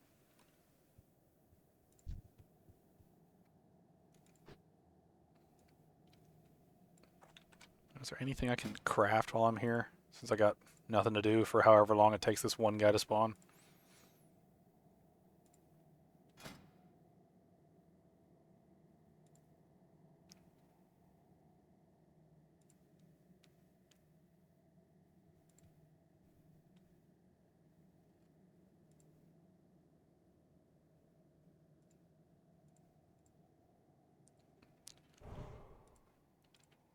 Oh, there really is. This is going to be a desperation versus everything else.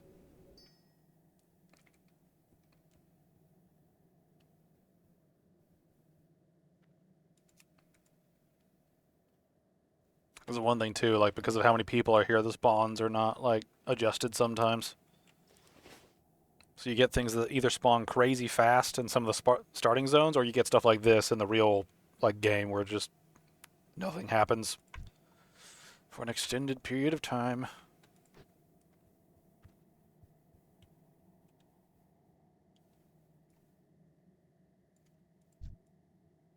This is what we do in RPGs. Especially in the MMO variety. We sit here and have issues.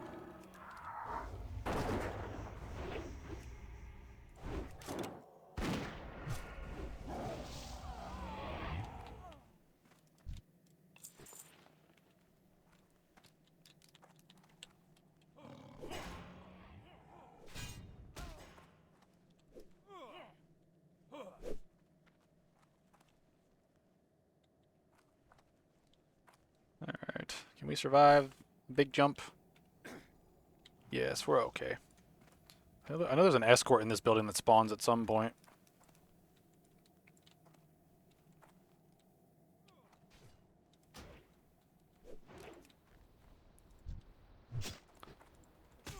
I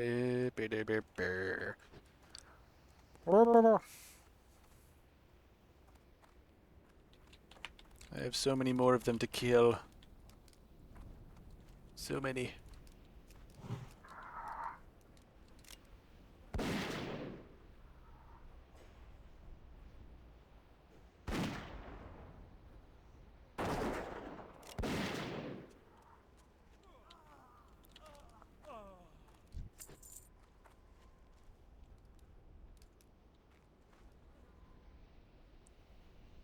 I mean, everybody's camping the people that we need for this quest, dang. No! It's not cool, bro.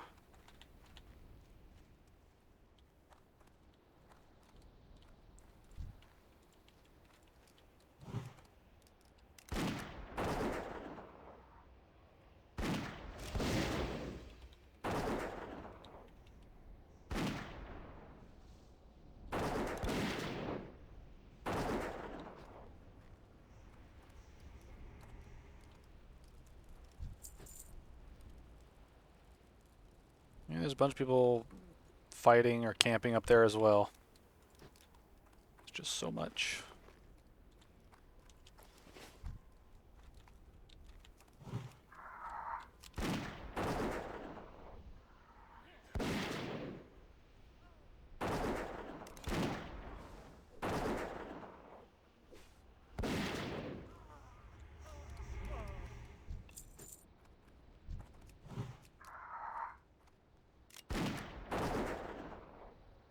Here's one thing. The only way that I could continue to do things like ESAS and stream more would be if I make more money from YouTube than my real job. So if YouTube could give me like $100K a year, I'd be happy. Because that'd be a lot more than my real job.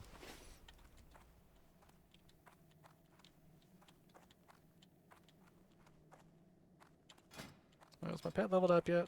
Oh, it did. Sweet. More stamina and better armor for Kakascorpid. It will be good. Hello, Cannoneer. I'm going to stab you when you spawn.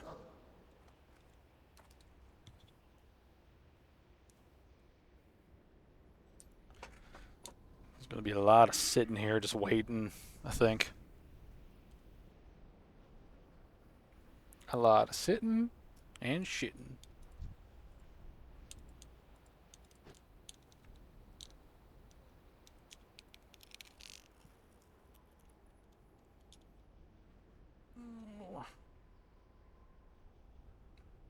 Look at that, priests and druids coming together. It's a beautiful thing.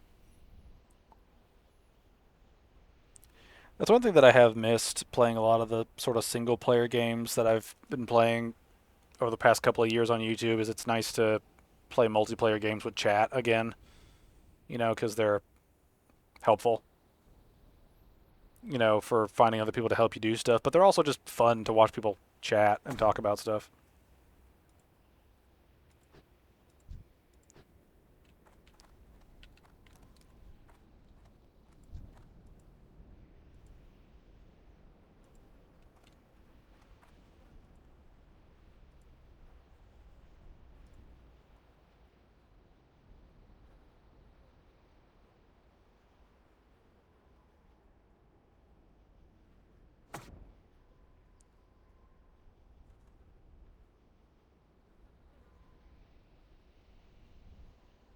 I wonder if this person's multi-boxing.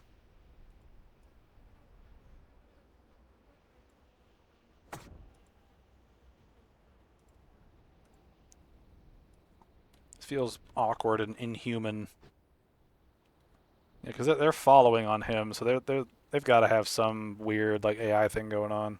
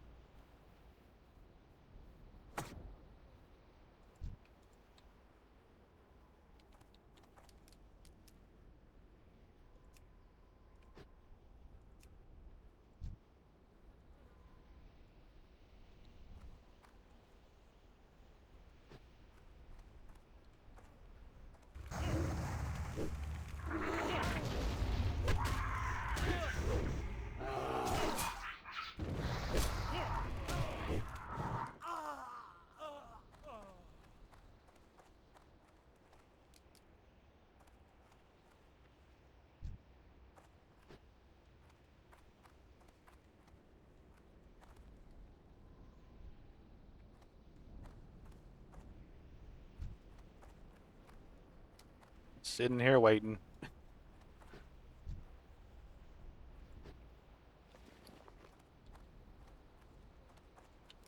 Is there anybody else down here? I could just kill some dudes while I wait. Because I can track when he spawns.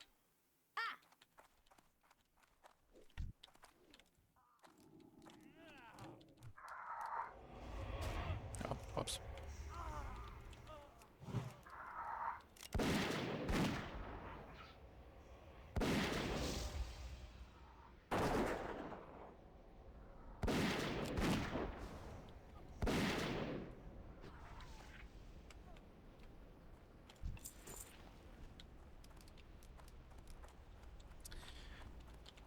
This is one good thing, though, with sort of ESAS coming to an end, is I'll have more time on Saturdays to work on mainline projects, which will be helpful, because I've been trying to speed up my process with making main channel videos. I got really obsessed with doing side channel stuff, and that's not really good when your main channel is the only one that has been monetized.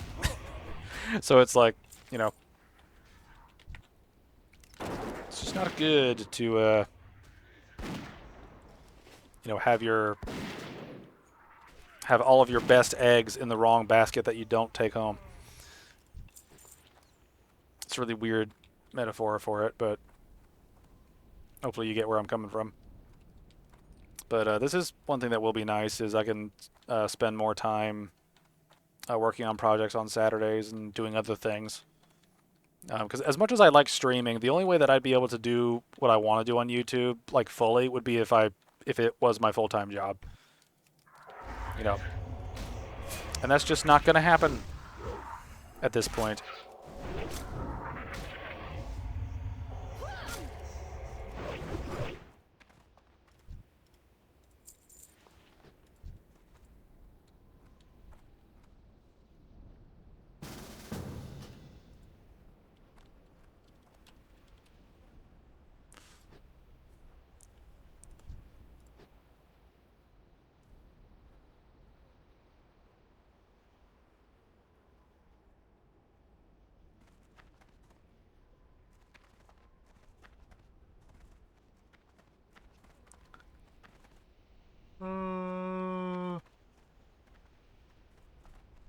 I'm really hoping I can get the Skyrim series done this year, because if I could get that series done this year, that would be a great way to end it, because I've spent so much time on working on the Skyrim video. It's been insane. I started getting the recordings together, I think, in like 2022. Like the very beginning, early stages of the production began in 2022.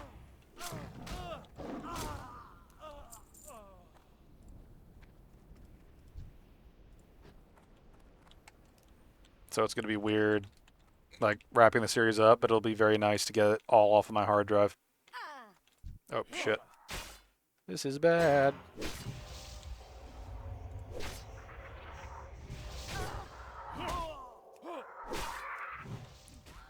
Be careful here.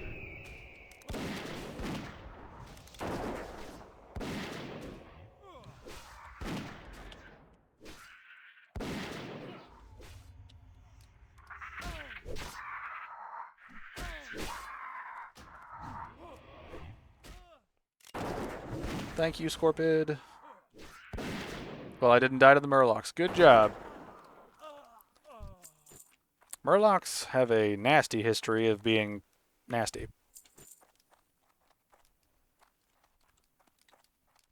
They are the hunters of the tide. They also have some very funny songs written about them. There's actually a lot of funny WoW songs out there when you just look up World of Warcraft fan songs. One of my favorite ones was Rogues Do It From Behind. That one I like a lot. It's very funny.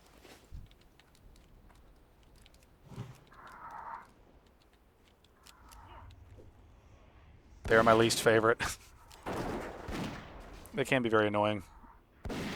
They're usually really clustered together all the time, and it's kind of annoying to deal with that.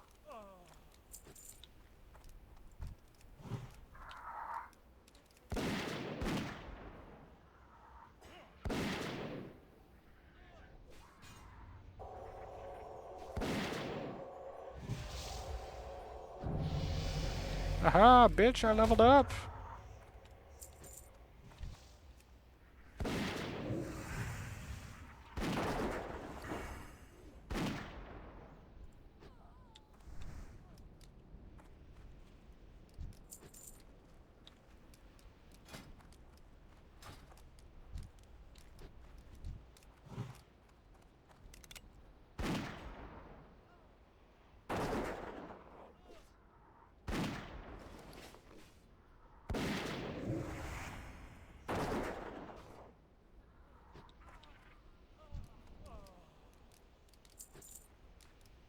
That's the one thing, by the time I grind out everything, I'm probably going to have a lot of cheese.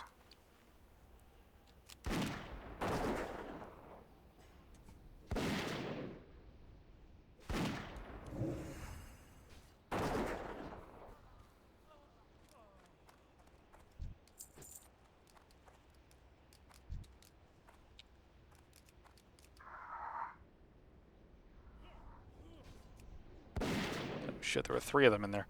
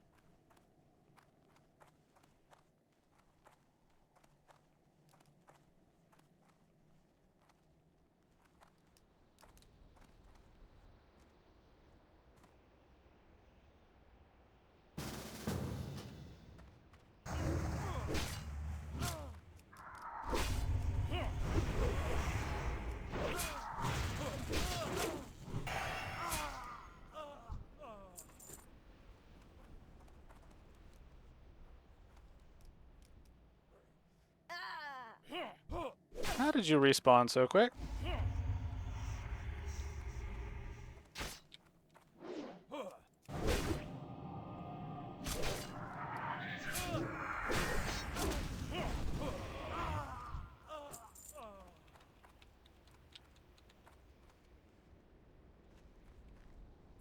Alright, I think I'm going to ignore this escort just because I have another quest to do around here. And I should do it soon. There's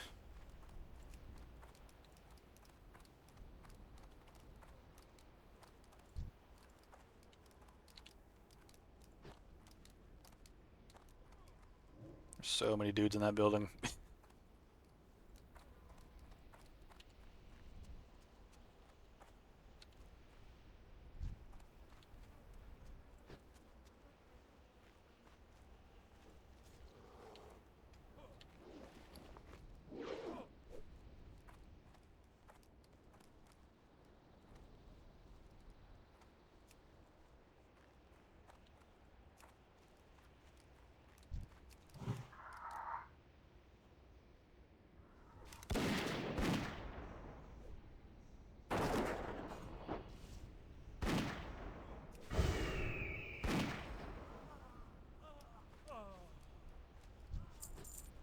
This elf is crazy. If I could get to 20 today, that'd be nice. Get aspect of the cheetah, be able to run faster everywhere. I'd be a speedy boy. Oh yeah, I don't have growl on.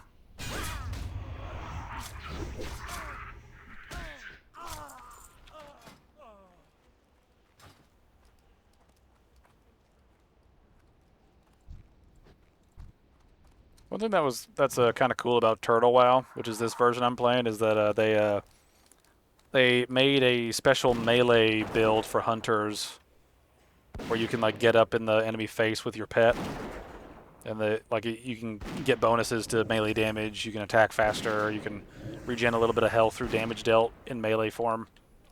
There's some cool stuff in Turtle WoW. It's fun. I'm hoping it doesn't get taken down like every other server we use, because we're tired of Blizzard's bullshit.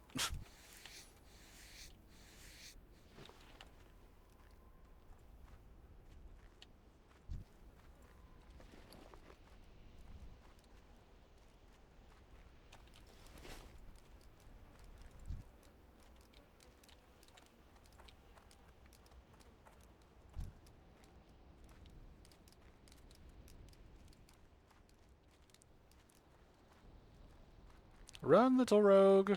Run!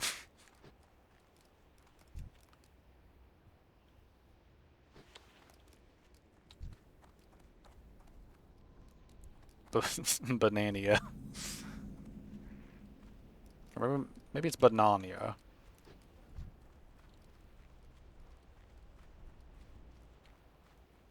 Oh, please let the silver be available. It would make your boy very happy. I don't see it. It hurts my soul.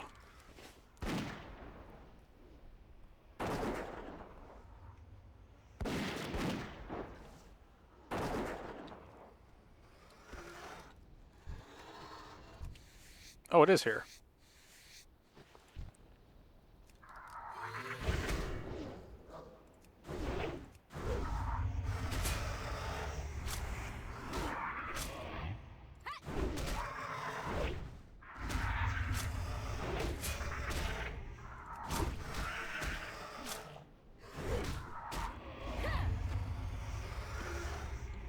Alright, now my inventory's full.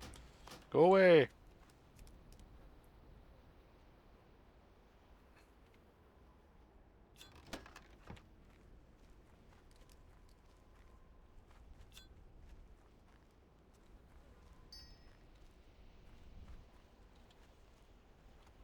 Need to kill more brigands. Back to the pirate lair! Ha ha! Or I could do some of the coal car stuff up here. I do need to kill them. Do that one quest on the mountain. At this point, it's probably going to be final call for any sort of discussions, because I probably will end the stream in the next like half hour or so. And with that, I don't know when I'm going to stream again, like really ever. So load them up now, or forever hold your comments.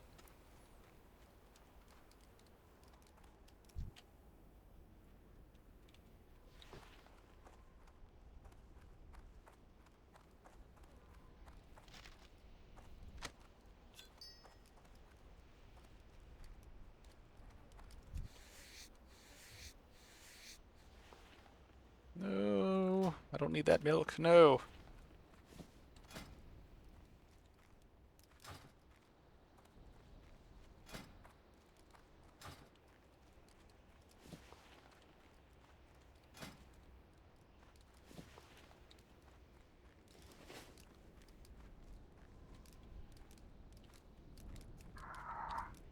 We're going in.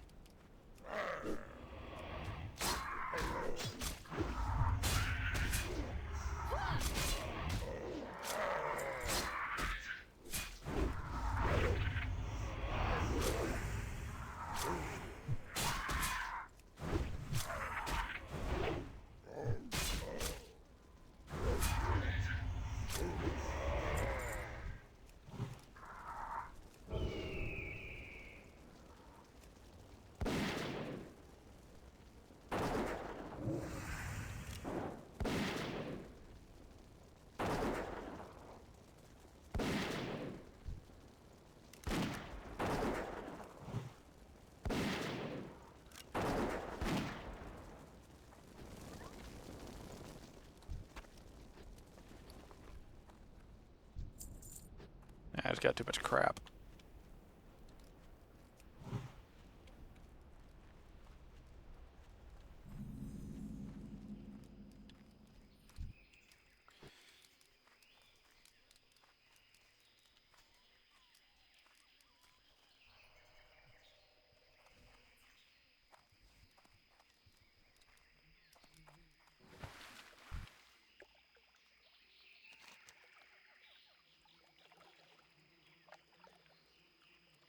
Okay, I just need to deal with the thing down here. I don't need to do anything else specific.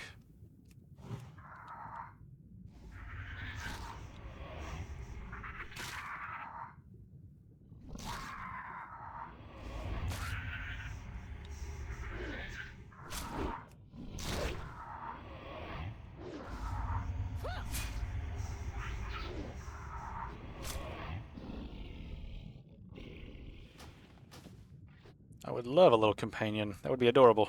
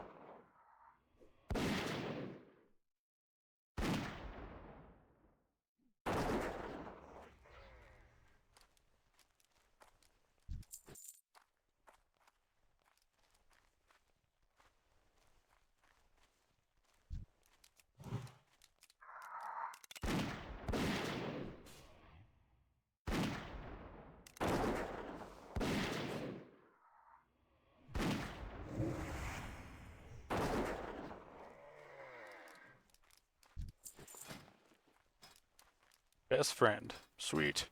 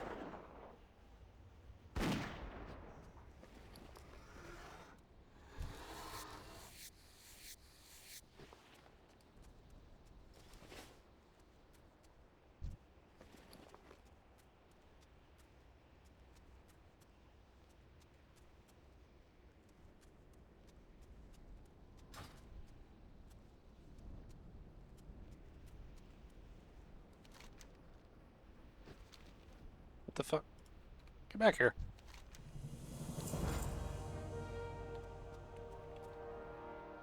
This robe is not made for hunters, but it's got a lot of stats, so we're gonna use it.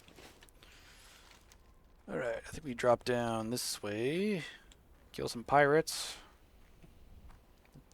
then we finish those quests up, run back to town, turn them in, then we'll probably end the stream there.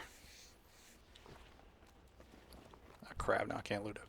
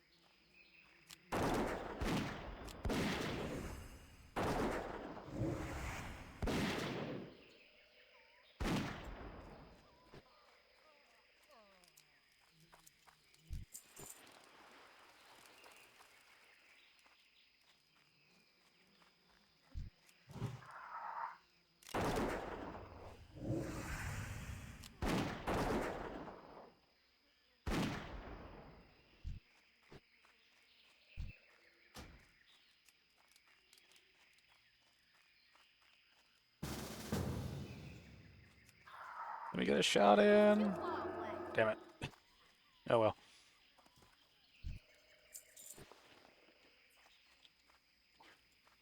Oh well, it counted. Fuck it.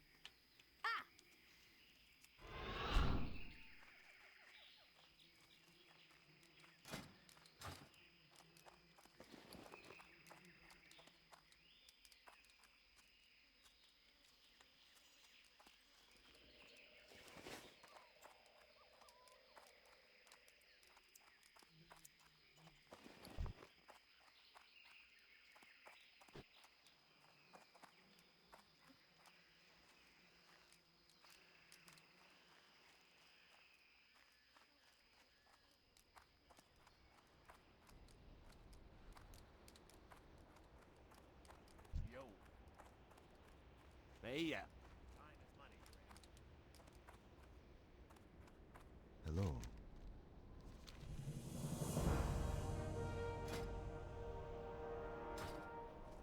Alright, I need to sell shit first. I got what you need!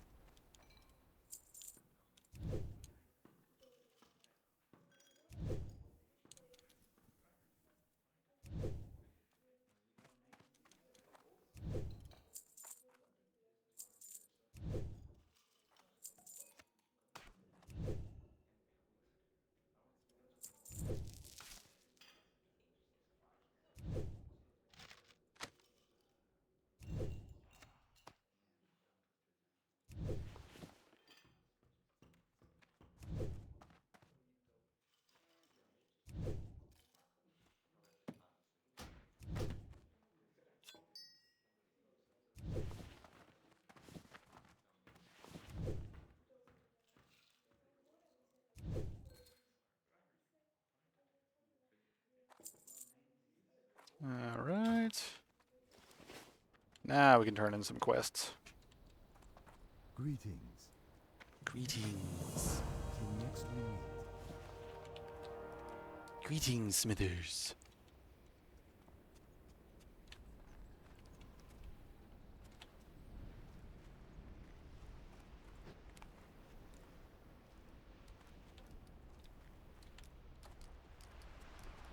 What can I do for you?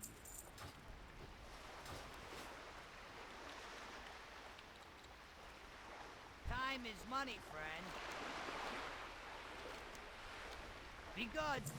What up? Nice. Early game trinkets are nice.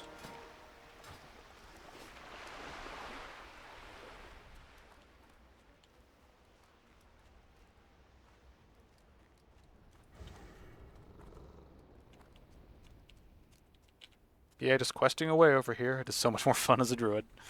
Yeah. Well, being a class that can heal is being a class that can deal decent damage and heal is a Hey there. Just nice passing through. combination.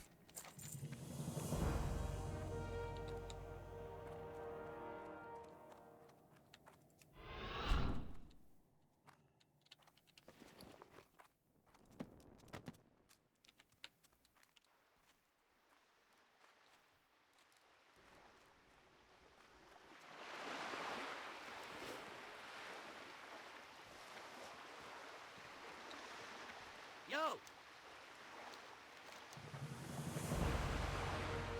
Keep it real.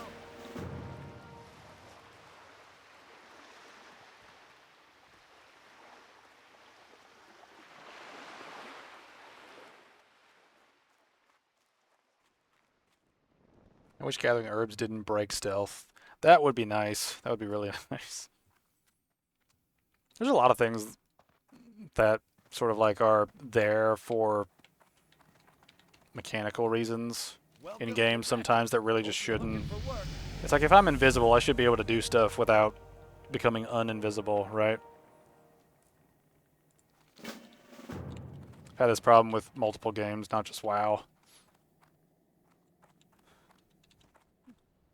Alright.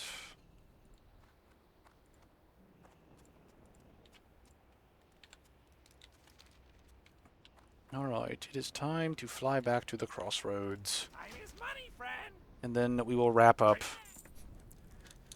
This has been a fun little stream. Get to talk about a bunch of random stuff, play a bunch of random games, and just rank all the stuff we did previously on this ESAS stream series. I wish it could have gone farther. I wish it did, but when life gives you lemons, you make lemonade. Life gives you coal, you make a fire. Hopefully. So, yeah, this is just going to be a, I'm not really sure if we'll ever pick this up again, doing streams on Saturdays. I might do odd ones here and there, just sort of depending on what's going on. I think more impromptu streams might happen on the main channel, and they'll just stay on the main channel. So I might just leave those sort of as is.